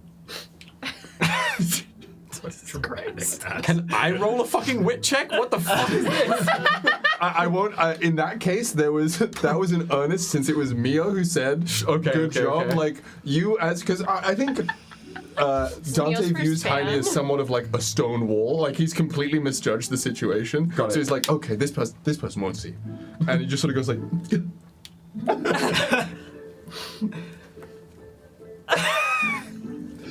I just made this. All right. So we make them dance. For how long? 5. Well, we're gonna take turns and come back and do other pranks, so how about we give it 20 minutes? Or till one of the council returns to the dance floor? So one of I think I'm a little- maybe 10 minutes straight. I'm a little worried about 10 minutes. Have you ever danced for 10 minutes straight? Yes. Yeah, in practice. It's What? great. That's a lot. You don't But then it All will your make them troubles just tired. get washed away with the sweat. Yeah. And then they'll be tired, and then they'll just want to sit down and have a drink. I've fought for 12 minutes straight. I don't really sweat. I That's get kind of It's just kind of like warm. dancing. What? Yeah, that's fair. You battle god. Have you fought? He said that too, Chauncey. Yeah, I said you battle god. You. That's impressive. 10 minutes? 12. Is impressive. 12. 12. Very long time to fight. That is as old as I am. That's It's a more lot of than minutes. 10. More than 11. That is Oh, shoot. Okay, All right. Chauncey is great at fighting, not as great as me and Soleil, obviously. Yeah, I didn't say I was good at it. Sorry. I said you were good. You're good. No, you are good. You're great. It was just a tough fight with you and Soleil. That's all. So we're making them dance for 10 minutes? Is that... Why don't we say like 7? I like Just a 10. little- okay. It gives us more room. Oh, that's fair. I'm just worried about It won't hurt them. They could dance slow. Depending on how your magic works, would it be even better to just say something even more general of people are really engrossed in what they're doing at the masquerade and don't feel the need to? It likes specifics very much. No one at the masquerade wants to leave. I think if everyone was dancing all at once, I think that might be strange. The court Some does people lots like- of strange things. Some people like to good have song. food or conversations or something like that. It's like the Cupid Shuffle or something. Yeah. Wow. No one That's wants a very, to leave. very popular Yeah. song. Everyone Kingdom. knows it. No one The wants court to leave. court slide, yes. No. I'm familiar. The court slide. Do the court slide. No one wants to leave the masquerade. You got And if we all write it, it'll the help court how long it lasts. But if we say that, then we might not want to either. We're not at the masquerade. But aren't we going to be there to make prank? I If think we at this write the moment we're words- on the balcony. If we write the words, no one wants to leave the The adults. masquerade, No adults want to leave the masquerade. Above table, because Yeah. you all have spent enough time with Heine. Yeah. Heine's abilities, whilst very powerful, do not last very long right I now know. because he like is the most, it's been eight. like 5 minutes. But if we all help, It's not going to last forever. You have to have a time limit on no. it. Okay, so no one want. We could say though. We could still say like, no adults want to leave for 8 minutes, and we all help. 7 minutes. Because we're still gonna have someone come back. Mm-hmm. Cool. Then that is like the wording. We can add a number. Otherwise, Heine's a god. And Sure. We're getting there. Basically has the death note. Yeah. Yeah. Yeah, that's crazy. So You see that, Mio? no, This is my perfect. no adults want to leave the masquerade for 8 minutes because you're 8, and you're 8. One for every year. Okay. What's your question? It's not a question. Okay. It just Like might not work the same way we'd like it to. Okay, but we'll try. Yeah.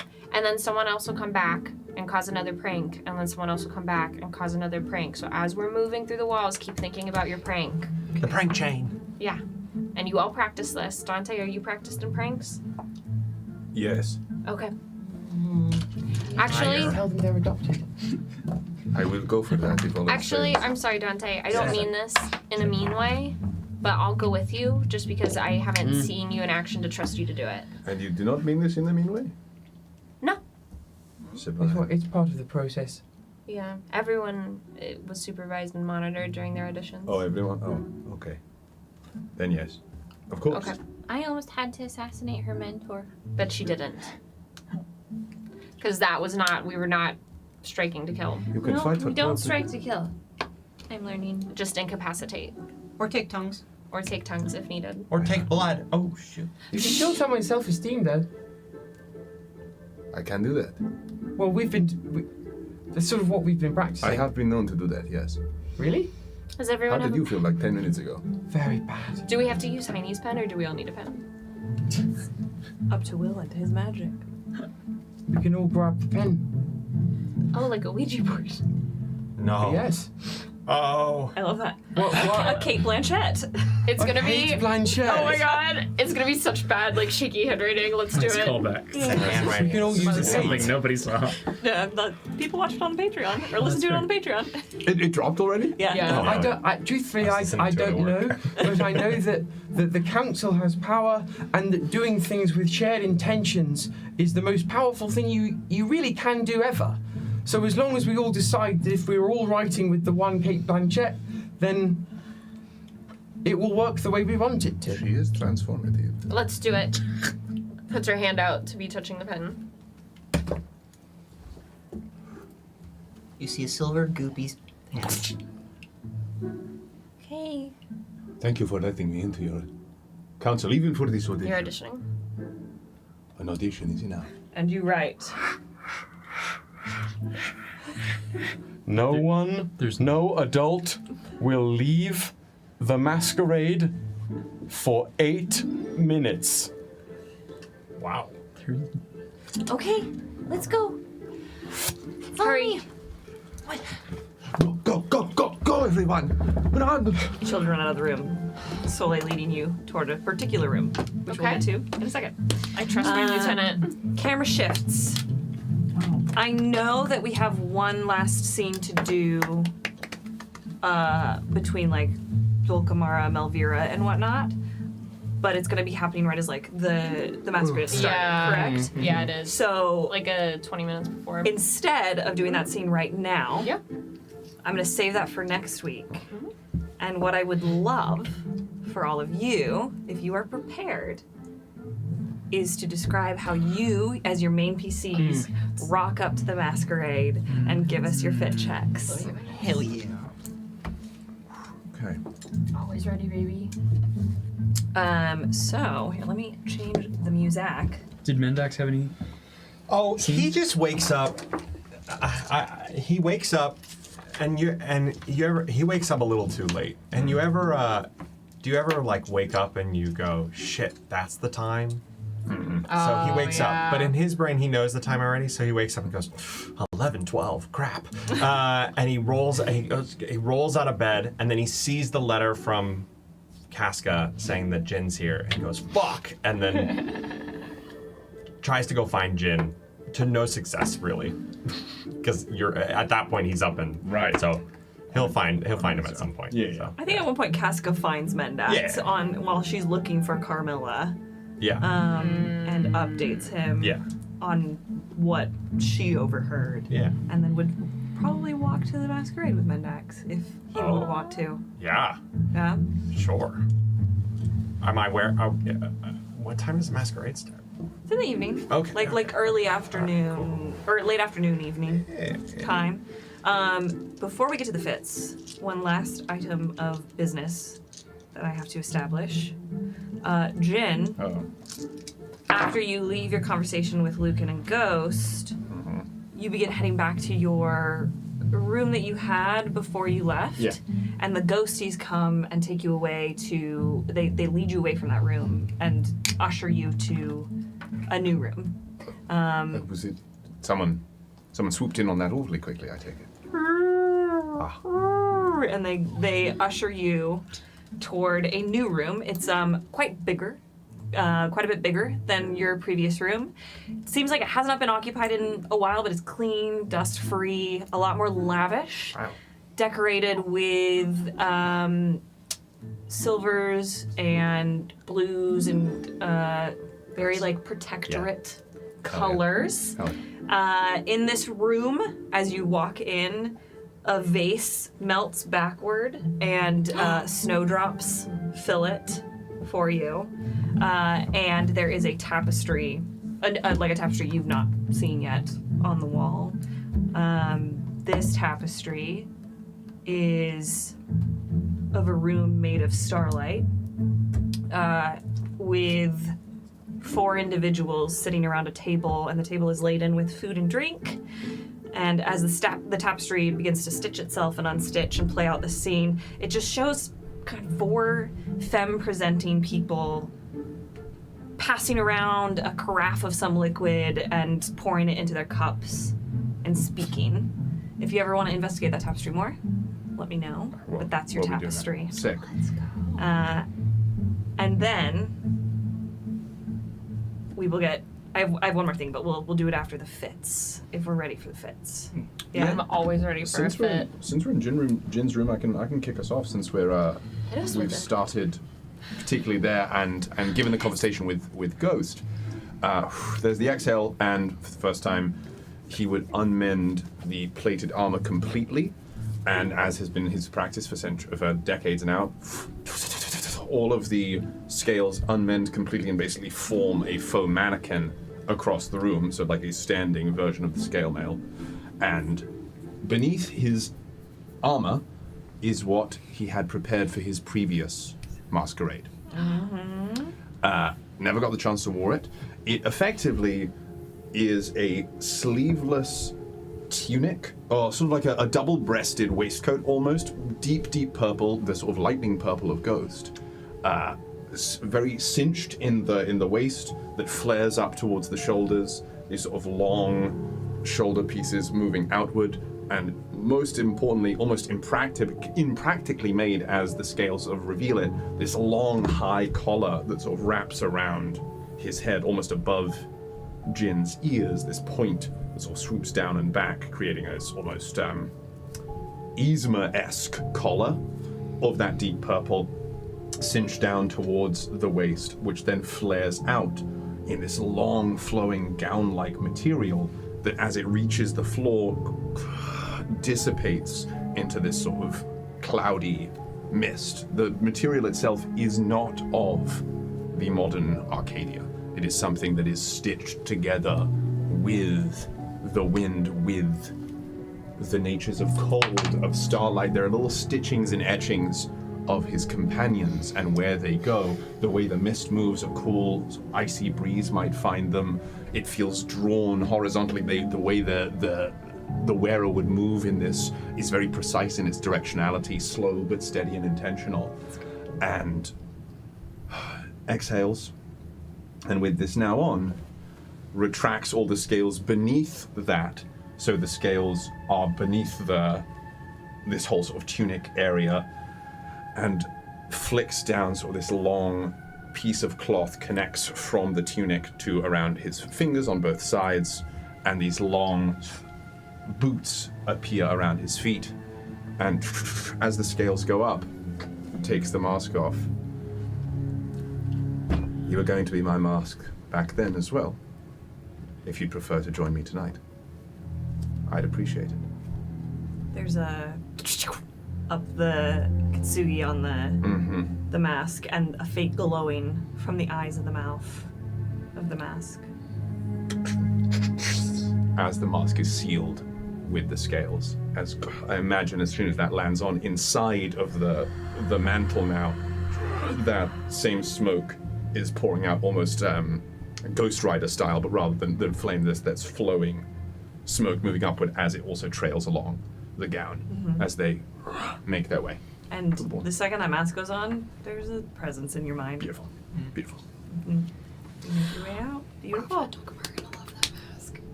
Yeah, yikes. Yeah, jump PTSD. scare. Jump scare. Mask. As Casca walks out of their room and, like, having been searching for Carmilla, then getting ready, walks out of their room and meets up with Mendax. Oh, you look quite lovely. Thank you. Would you please describe Sure. what Mendax looks like? I need to do a little bit of a like cut back camera shift because there's a couple aspects to this that Ooh, okay. So if you all join me, the camera cuts away from that moment and cuts back to a mostly naked Mendax. Had to Just have it. how I like Yeah. it. To have it. Sensible six. Sensible six. Oh, the Sensible Six will be out. Yes! Daddy's in a crop top? No. He's wearing these very. What are those pants called? That like. On the sides.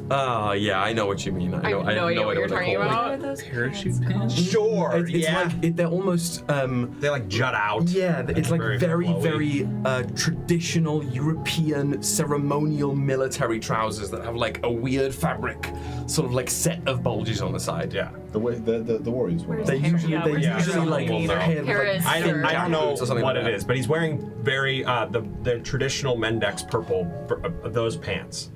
But in front of him, as the camera like seeps around the corner and it stands here in front of there's Mendex, and in front of Mendex is a shadow that the back of the shadow has been opened up. So you like see the back of a body just opened up, but it's shadow, so it's like this inky stuff and you see Mendex step into that shadow, and the shadow then envelop his body. And the most venom fucking shit you could ever think is that his body is taken over by the shadow and flickers back and forth between the skin that is ever seen on with him is flickering back and forth between shadow, that version that you've all seen that speaks in this growling voice, and then normal Mendex. Yes, and then he turns shirtless, the Sensible Six agglowing, quite shining, I will have to say. Oiled? It sprays some, puts some stuff on his hands and then goes like this, whatever that may be, and then goes to his closet, opens up his closet. Inside of his closet is this huge cloak, this velvet, massive cloak that he puts around his body, but the front is open so you can see his Sensible Six, but there's chains on each side that wrap around his body this way and then this way that connect onto the back. So when he walks, the like shadow envelops from him, and so he's got these pants and this big cloak that he's wearing, and just like nice dress shoes, I would say. Describe the next character dropping in Street Fighter 7. Yeah. Does the cloak sick. have like a fuck ass collar like coming For up sure. behind him? A big collar that again, the cloak as well shimmers like shadow. So you like, if you're near it, your shadow like, and you see where your shadow would normally be, that shadow hops into the cloak. Whoa. And then will hop out whenever you move because it has to go with you. The mask also is a very simple Phantom of the Opera half mask. So half totally black, and then the rest of it is his face. But at any moment, including when he comes up to you, Casca, at any moment, you perceive, however your emotions are, like whatever your emotion is how you perceive Mendex in that moment. And it will dictate depending on how I'm feeling and how the person is feeling that's talking to him. But at any moment, you have this inception of both the growling of the shadow and his normal voice. I'm not gonna do that. But like, as I speak, imagine both voices speaking in tandem with each other. And at moments, you'll look at him, and it just will be shadow with purple and the cloak. And at other moments, you'll just see Mendex. Wow. Beautiful. Fuck. Casca sees the dark version, the shadow version, the shadow daddy version of Mendex. And as they go and take your arm to walk to the masquerade, Casca's outfit. Yep. They are in a skin tight, form fitting, leaves nothing to the imagination of the strength in their arms, the shape of their waist. Dress that is high necked, and it goes all the way down and kind of pools around them in this train that follows. And the entire dress has got these beads of some make, and as they move, the beads sing together so that they sing kind of this whispered tune. And the dress itself is very dark, like the night sky, and these beads will kind of twinkle and move, and as Casca moves, you see that it is a constellation of a tree. And then they'll turn their back, and on their shoulder is a constellation of a music box. And then they'll swish their skirt again, and it's a constellation of 3 different stars in a row, and constantly it is depicting the night sky of Arcadia on their dress. It is deep colors of blues and purples with those bright spots of gemstones. And then the mask that Casca wears, Casca's wearing this kind of, it's like a hood that comes up over her hair, so you can't see her long green hair. It's all been hidden away by this voluminous draped fabric that kind of almost seems to have its own kind of like Dante. There's a little bit of its own weather inside of it to keep it voluminous that. It's got the Beyonce enchantment on it, for sure. The Beyonce enchantment. And then the mask itself that Casca wears comes down over her eyes like this, and it's completely opaque, and it looks like moving liquid gold. You can't see her eyes. It looks like she cannot see, but she seems to move forward very confidently in her movements as she takes Mendax's arm and just turns to Mendax as they're going. We've been to a lot of these together, but never as friends. It is nice. Nice to have more friends here. Sometimes I come quite lonely. May this be the first of many, Lord Vale. I would agree. Fuck off. It was Miles and I's fault. In isolation, it would have been fine, but both of us used it. I come quite lonely. And Miles and I both went. Indeed. Sorry. That's how it is. Yeah, so that's how it is. If your dance card isn't all occupied already, I'd love one. Absolutely. I got a few. Hoping I can fill, but put you on the list. I heard Jin was back. That is. Sorry, I was not there. I overslept. Which is unlike me, but I had quite a night. Emotionally hungover. Would you like to talk about it? My night or Jin? Annie? I just. You seem preoccupied and worried. What happened?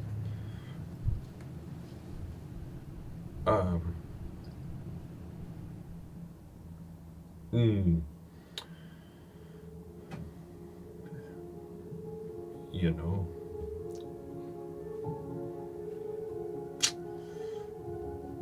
Mercy.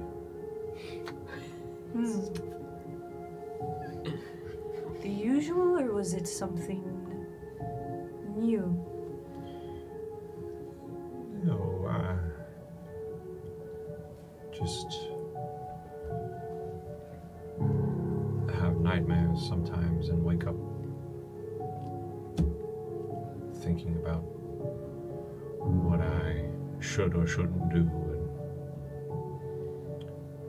promises I've made that might have been foolish.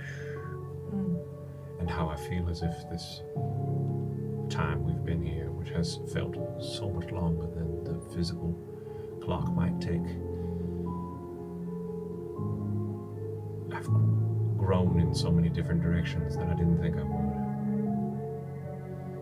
In good ways and bad. But I don't know if growing is bad. Anyway, I keep making decisions for the good of the diarchy,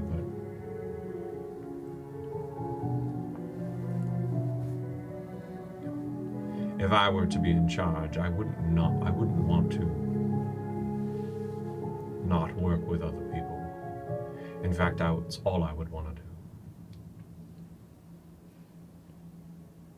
And I feel as if my queens sometimes shut themselves out from others because of their perception of others and people's perceptions of them. But I don't want that. If you were to be in charge and I were to be in charge, I would work with you. I would work with those who want to. I just want to be in charge. Perhaps if you would like to join me in making decisions not just for your nation, but for the continent. A continent council, if you will. Council of continents. We can workshop together. Yeah, I'm not doing the best with it. But I like it. I like it. As long as when there's paintings pictured and written down of us, that I am there at least. You want to be remembered. Yes, and not remembered as the boy whose father was killed by 2 young queens. These are monologue tokens. Cute. I would like to play my monologue token on Casca. In the moment when he said, if we were in charge, I'd work with you, I'd do this, I want that, and then the realization of you want to be remembered. Where does Casca's brain go? Does Casca, Mendax's friend, take over her mental space? Or does future Empress Sorovi take over and see a piece to consume? I want to see the conflict, if there is any. Who hears that and what do they think? Pay your tax. And for this monologue token, I would like to play it on Mendax at the moment when he said, I just want to be in charge of something. Because I watched Dan see something, and I heard Mendax say, I want to be in charge of something, and not, I want to be a king. I want to know whatever image, monologue, description, or whatever you can share about what Mendax was seeing when he said those words. I'm the DM. You Fine. go ahead. You Okay, shine. okay. I'm over here yapping all the time. Sure. Yeah. I think I'll give you an image because I think that was what was helpful for me in that moment. I think he later talked about the painting that was drawn of some moment that he perceived, and he sees himself like just surrounded by the Weavers, frankly, and sees himself surrounded by people that are trusting what he's saying and that he's working with. And you can tell even in it's like a still photo that you see, and you can tell even in that, like, that he's helpful to them, and he's Yeah, that it's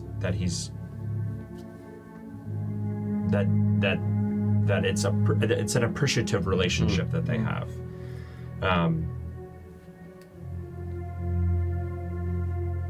Yeah. And he's shirtless. No. So in love with and so heartbroken over the idea that for Mendax to be in charge of something is just to be trusted and appreciated. Stalks. It's hard when your name is what it is. Yeah. Scoob. Ooh. Yeah. Self-fulfilling prophecy there. Break us off a piece. Come on. Okay. Those moments, those almost contradicting moments right there. For somebody who wants to be perceived as so put together and knowledgeable, I'm starting to understand that he has yet to understand himself in full. He can work with me, but he is desperate to belong. And where does he fit in the great picture of unification? But perhaps this unlikely ally could bridge the gap between the diarchy and the Imperium that burned so brilliantly some 20 years ago. So yeah. Sick. Thank you guys. So a little bit of both is the answer. Excellent. That's what I was curious about. I was so ready to spend my monologue tokens. Don't worry, we got you. Thank you. And as Casca and Mendax make their way to the masquerade, our camera shifts again. Who wants to be my next victim? Give me your fit. I can go. For Rafa, Oh my god, she's gonna be so she pretty. walks in. Gay panic, get ready. So pretty. Here we go. You see her walk in, and the first thing you notice is her dress. She is wearing a full-length gown, pretty fitted at the top, and then kind of gives a bit more shape on the bottom of it. It is strapless, and it kind of does I don't know what that cut is, but it like goes straight across and then cuts down into a V right there. I don't know if anyone knows. I believe it's called hot. There you go. A baddie. Straight across the cut. It's like straight And then a deep cut. and then a deep. I know. V. And there's a specific cut for that, but it's like straight across and then Like down into a V. it's like structured though, like it has like form to it. It's not just like how this is. Yeah. It's like it's like designed so that it like cuts forward, cuts across, and then down into a V. Love it. It's very Emma Frost. Again, floor length. There is a slit in the leg going all the way up to her hip on one side. Very Emma Frost. And you would notice the dress first because it's shifting colors slightly. So it will start as kind of this like lavender color and then shift into this like light blue, into this soft pink, and back. Kind of like imagine cotton candy almost, like those colors rotating. She was wearing lavender ankle strap heels, and her mask is it looks like it's basically the shape is like your quintessential like superhero like mask shape just across the eyes, but it looks like two masks that have been melded into one. Nice. Half of it is this beautiful light blue with this large wing coming out from the side of it. The other half is all lavender, but it's this large design of this floral arrangement. All these different flowers, all lavender, and it looks like they've been mended together into one mask. And her hair is pretty simple, just kind of slicked back so that it's out of her face. That's what she's wearing. Simple. That's my date. She's showing no affiliation to any nation, baby. Political statement. Love it. What? Camera shifts. Who's my next victim? For Lucan. All right. For Lucan. For Lucan. How you Lucan, Lucan? Lucan's looking good. Luke at looking. I know, I've done that before. There you go. There was one episode where I went, Casca takes one last Luke at lookin'. That's so funny. Lucan is wearing, in a similar style that he's had previously, it's still giving a bit military, but the fancier kind. It is a suit. It has golden filigree going across in bands. Kind of, it's one of those jackets that like buttons up here, so it crosses over. Like a double breast. Double breast. JJK, kind of. Don't they have like... Kind of like that, yeah. I guess there's just like... Yeah, exactly. I just want one of those shirts. It is completely black. It has, for like the center square, is a deep emerald green. With like the golden embroidered filigree going all around it. The jacket as a whole comes down, does that, and then is a bit of a tailcoat, so it kind of flows out past his waist. And all of the pieces of golden filigree are slightly glowing with threads of his magic. Love it. The ends of the coat move from the black to as if they are a little on fire at the bottom with the golden flames. So they're kind of always moving a little, shifting a little bit as the magic moves through it.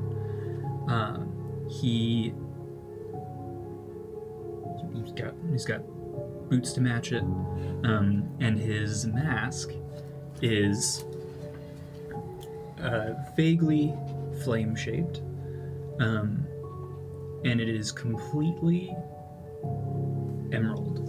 Ooh, okay. Like emeralds, like the stone, completely solid. A little, not like perfectly smooth, kind of jagged a little bit. Distinctly the same color as Casca's hair. I figured.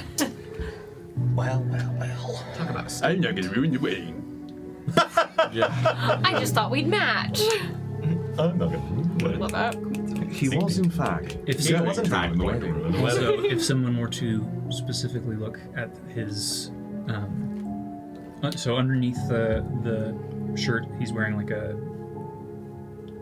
normal button-up, like white shirt, and the ascot that he has a pin on it that usually would look like similar to the one that is on his lapel that has the flame and the crown, and it is just the flame.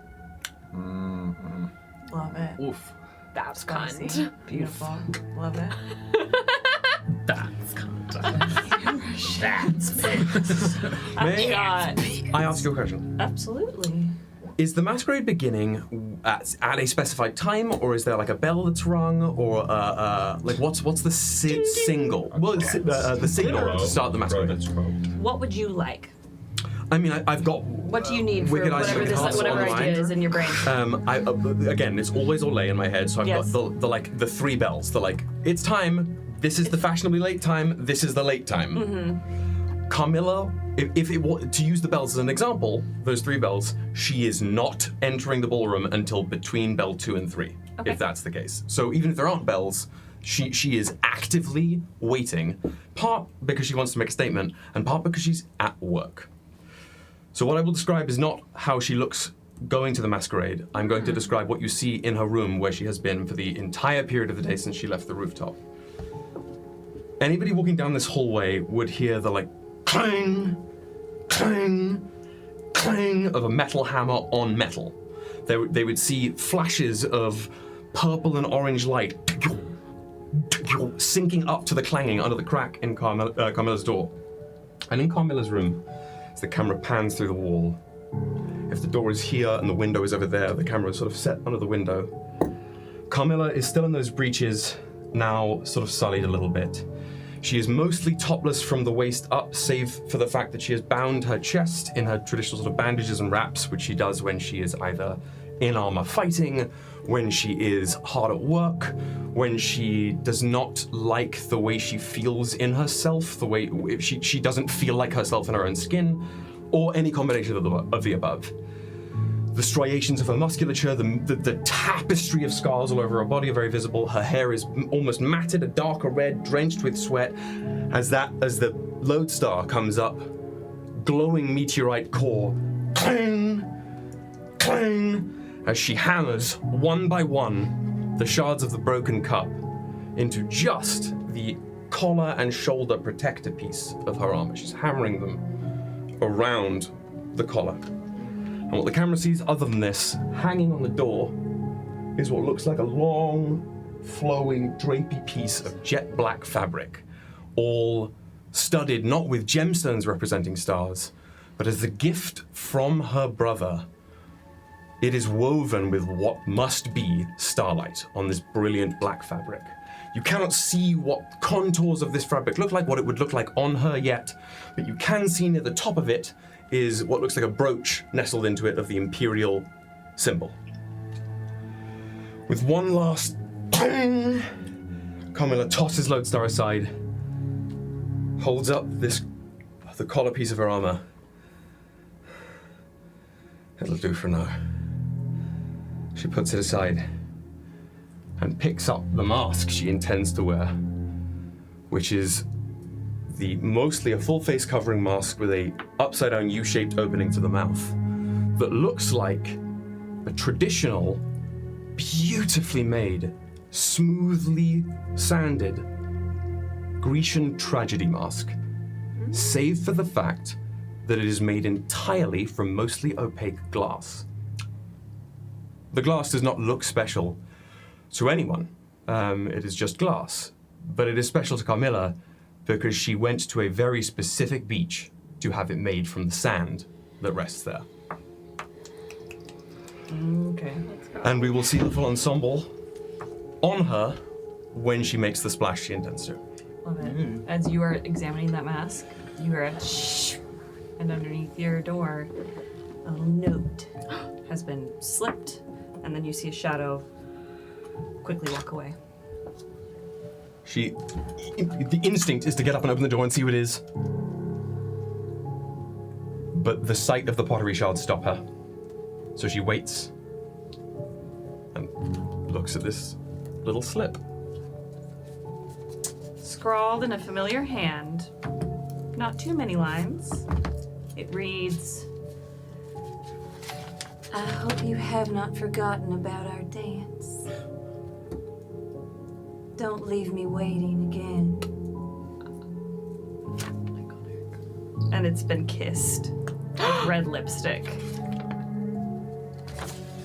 Carmilla will rip the lipstick portion off.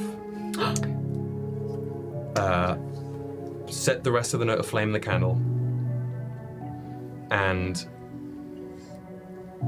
slip that lipstick little scrap and pin it to the inside of the collar. So whenever she, like right here, or yeah, about here. So whenever she leans forward, her neck will be kissed again. Love it. Quick order of business. Are you still wearing the necklace with the thing from your dream? She's not wearing it in this current second, but she will be. Okay, cool. I just need to know that. Yeah. Beautiful. And because it's what you need, and I am nothing if not a whore for Halam Sharal and everything to do with Wicked Eyes and Wicked Hearts. Bells. Bells, baby. There will be bells. Bells. There will be bells! Yeah, we could say that during this, it's like the first of the bells. Sure. For anyone who has not played Dragon Age Inquisition, go play it. Go. But there's a mission where you have to, if you enter the ballroom before the final bells, you get like approval from the court, but if you enter too early, you get disapproval. We won't worry about that, but there are 3 bells to be like, entrances are starting. Yeah. Entrances are we're at the height. Entrances are ending. If you're here by now, not here by now, you're in trouble. Yeah. Yeah? No, Unless like anybody wanted to add any stank on it. No. There's a secret bell. There's a Fourth secret bell. bell. Bing, If you arrive bing, 23 bing. minutes in, If you hear get a it, bonus. You're next. Only for dogs. Beautiful. I love that. Great. So next week I will just let you pull that trigger. Great. Whenever that happens. Perfect. Bing bing. It's just you. It's just me. There's one baddie left.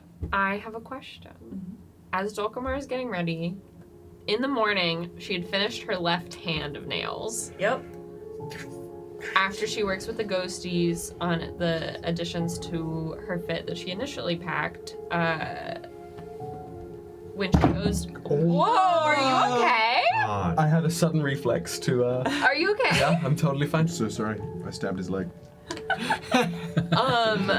This is a monologue. When she goes in her bathroom to finish her right hand, is everything there? No.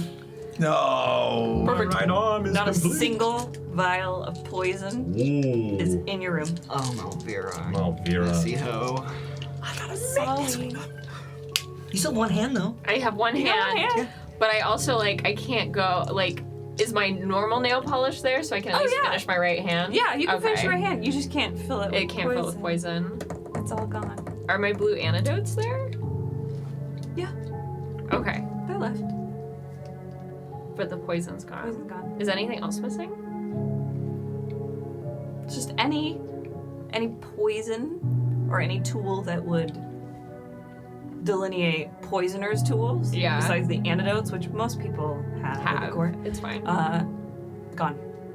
Fuck, Which, Malvira. yeah, you can deduce.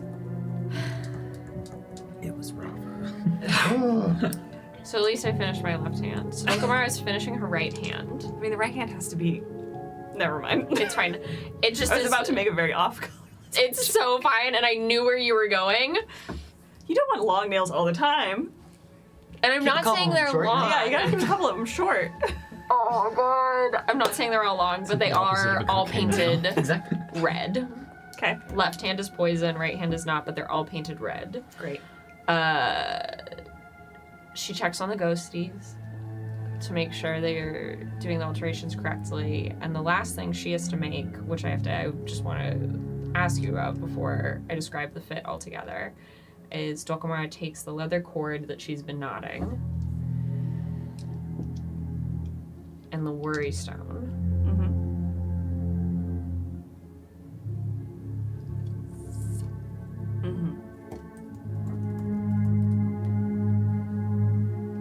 I'm looking at the cord and the worry stone. I just want to hold up and look through the hole in the worry stone and then put the leather cord through. What are you looking at through the worry stone? In my room, there's the dress on the bed and the ghosties working at it. I'm standing at the bathroom door probably, so just looking at my room. So there's dress, ghosties, thorn, tapestry, like just looking at the room as I like look through it before. And it still looks like your room. The ghosties still look like ghosties. But when you look at it through that hole in the worry stone, everything looks bathed in ether. It is a soft, delightful, you know, like how you have pastel colors for little kids to have like soothing rooms and stuff like that?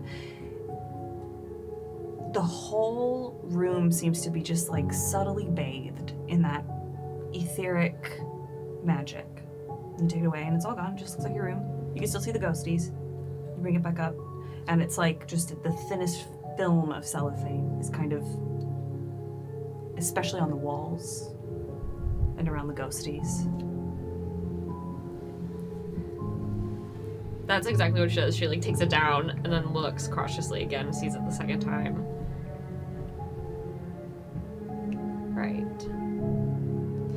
So I'm surrounded by ocean. Going forward, tell me when you look through it again and what you're looking at. Always. Dolkamara goes to get dressed. And the ghosties and Thorn, if they were very close to her, would hear her saying, "I'm the monster," very quietly to herself. They're finishing sewing the bottom of your dress. So, I'll describe what the dress initially was, because this was packed when Dolkamar packed for a honeypot scheme. And there was a certain plan about getting the golden flame off the dance floor set for this evening, and that's not the plan anymore. But the fabric of her dress is just too good to not use. It is a beautiful silk chiffon that's an iridescent color. It is made from lunar moths that are native to the coven. It is at most angles completely sheer and see-through. And then others has that beautiful rippling iridescent color. The dress is kind of wrapped. I have an image I'll put on the Discord for how it's like wrapped and laid across her body. And then it has a matching fabric headpiece that comes out kind of square and hangs down so that only her red lips are visible. But a lot has happened over the past couple days. So the ghosties have helped her. She asked them to bring her silk, red poppies made of silk that have now been added, sewn onto the dress.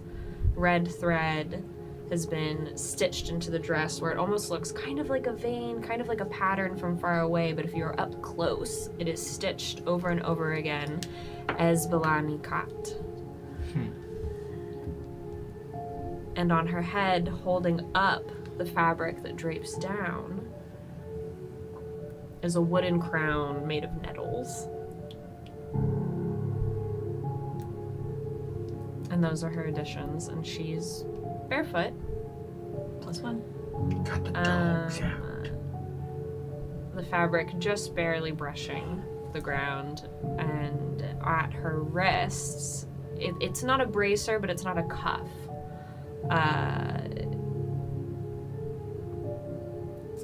Are these, it looks like Dolkamara leaves, but they're made of glass.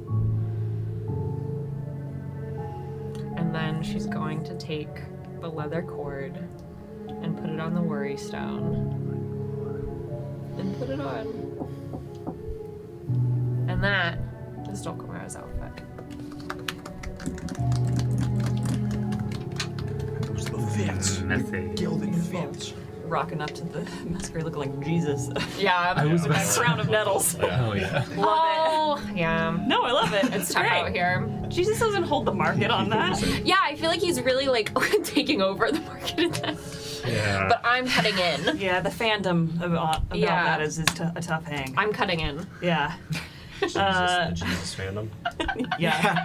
Crazy fandom, TBH. The Gnostic fandom's pretty good. What if you were like, on Sundays I go to Jesus fandom? What? On Sundays I go to Jesus fandom. Instead of saying church? Yeah. That's funny. Jesus Con, please. Yeah, there you go. Going to Jesus Con. I like God-con. so badly want to God-con. literally look at everything through the worry stone, but Dolkamara doesn't want can you much imagine? more ether today. Just like walking into the masquerade, like yeah, like guy. I, Rachel. Honestly, just put it as part of your mask. I, Rachel, want it so badly, but that's a little bit too much like I am in the ocean of ether, and it's like, no, it's fine, everything's fine. There'd be one easy way to do it. What? You slot it into the eye socket of the mask. I don't want to. Like, Dolkamara does not want to. I want to. You know you're slot it into your own eye socket. I'm just the writer. Throw it As in our there. camera How's it? Come on, man. hands away from Dolkamara Concentration as she of the begins distance. to make her way She would. to the masquerade as we hear the first bells. Bing bong. Our camera pans through the palace.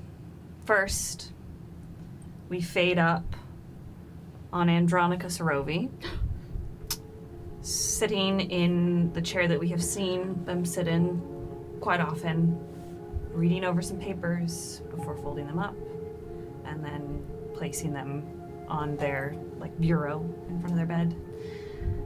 Camera goes dark, comes back up, and we are in Mercy Viol's chambers.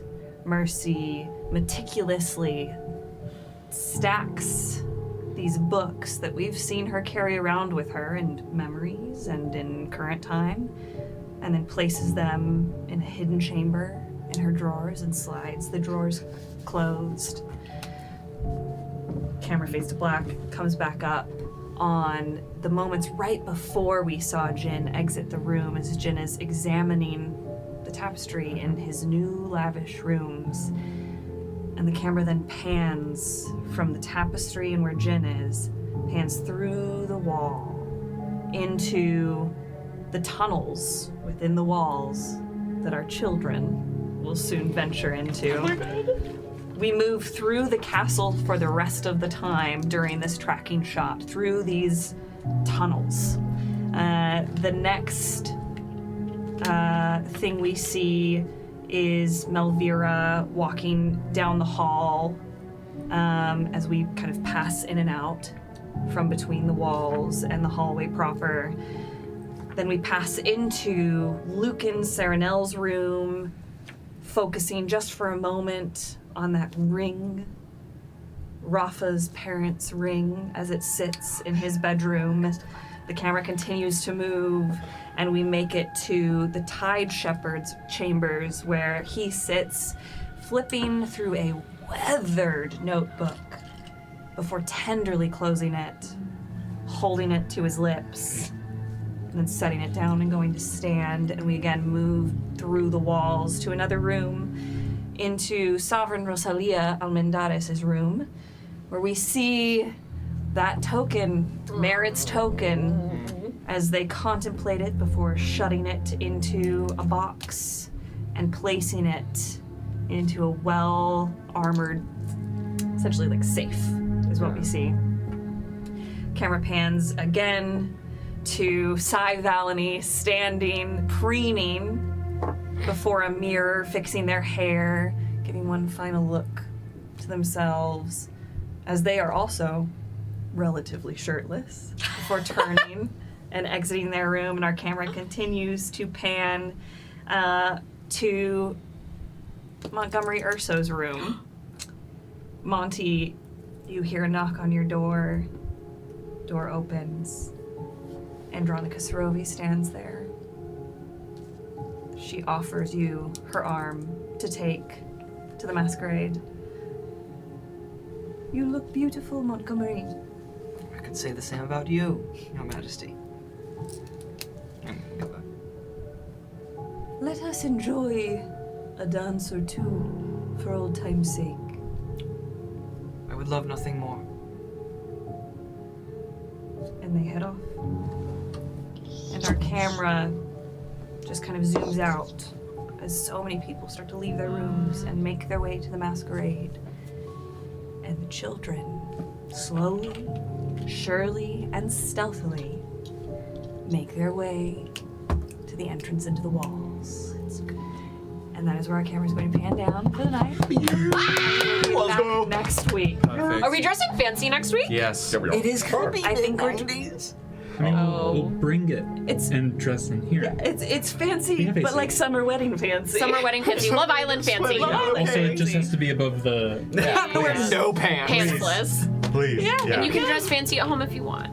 We love Wait, seeing all that's the actually- masks. Oh, I love it when on Discord is so It's cool. been a minute since we've gotten to dress up I with know. everybody in the Yeah. community, and Yeah. so Dress up but not layers. We will dress fancy for next week, and we will really get going. I'll describe the masquerade and what it looks like, and we'll get more fits. And we're heisting part 2 now. Hell yeah. How is everybody feeling? Grand. Great. Good. Everyone's fits are so good. I know, it was I so love it. great. Man, I could have listened to y'all just describe that. I know. Yeah. Dante is crazy. Dante. That's crazy. That was so funny. That was so funny. I love him. Yeah, he's so funny. I love him. Chauncey's just like. What is this guy? He's too charming. This pampered asshole. And that is the goal. Johnny's like one of my favorite characters. Let's because I was looking at the council and I was like, what do you guys need? Like, what's a character? And I was like, oh, you don't have just like the little shit kid. Yeah. You don't have just like the little pampered kid. No, but like no. But he's like he's a good. That's not the same. That's like for sure. Oh, I see. little pampered shit, like you said. Yeah. That guy's not pampered. He's doing the work. There's a difference between pampered and like, but what about the homework? But actually, Yeah, that's yeah. Yeah. This was so much fun. Thank you, Great Hannah. job, everyone. Great job on the experimental Thank you guys. Yes. like connection power thing. I'm so excited about that. I like just on this year anniversary of Guild of Thrones. Thank you for just diving in to what is a very different system that we've all been used to playing for the last decade that we've been playing. And thank you for sharing your creativity and your ideas and being willing to collaborate and to be flexible and to will each other to succeed. Thank you, Anna, for making a game on the fucking fly. Being able to, like, even today, being like, you know what? No, we're changing this. We're doing We're doing this. Thank you. I love playing in the sandbox. It is a privilege of a lifetime to watch you all shine. And I hope you know it is just like so fucking fun to watch you all shine. To watch you all suck. That's what I thought you were gonna say. To watch you all suck. And with that, I'll need that gift by tomorrow. Thank you very much. We love you all. We love you so much. We will be, there's an encore happening this weekend, so get your questions in on Patreon. Come join the Patreon. It's only $1. And we will see you on Monday for Bards Rewind. And we will see you back here on Wednesday for the Masquerade. Come dress fancy with us. Yeah, just be part of the community. Come show us your fits. Look. And join the Discord in the meantime for summer camp and all the other cool things happening like the Caption Project. Yeah. We love you all. I love you all. We're gonna go raid somebody, so spread that bony love, and we will see you soon. Bye.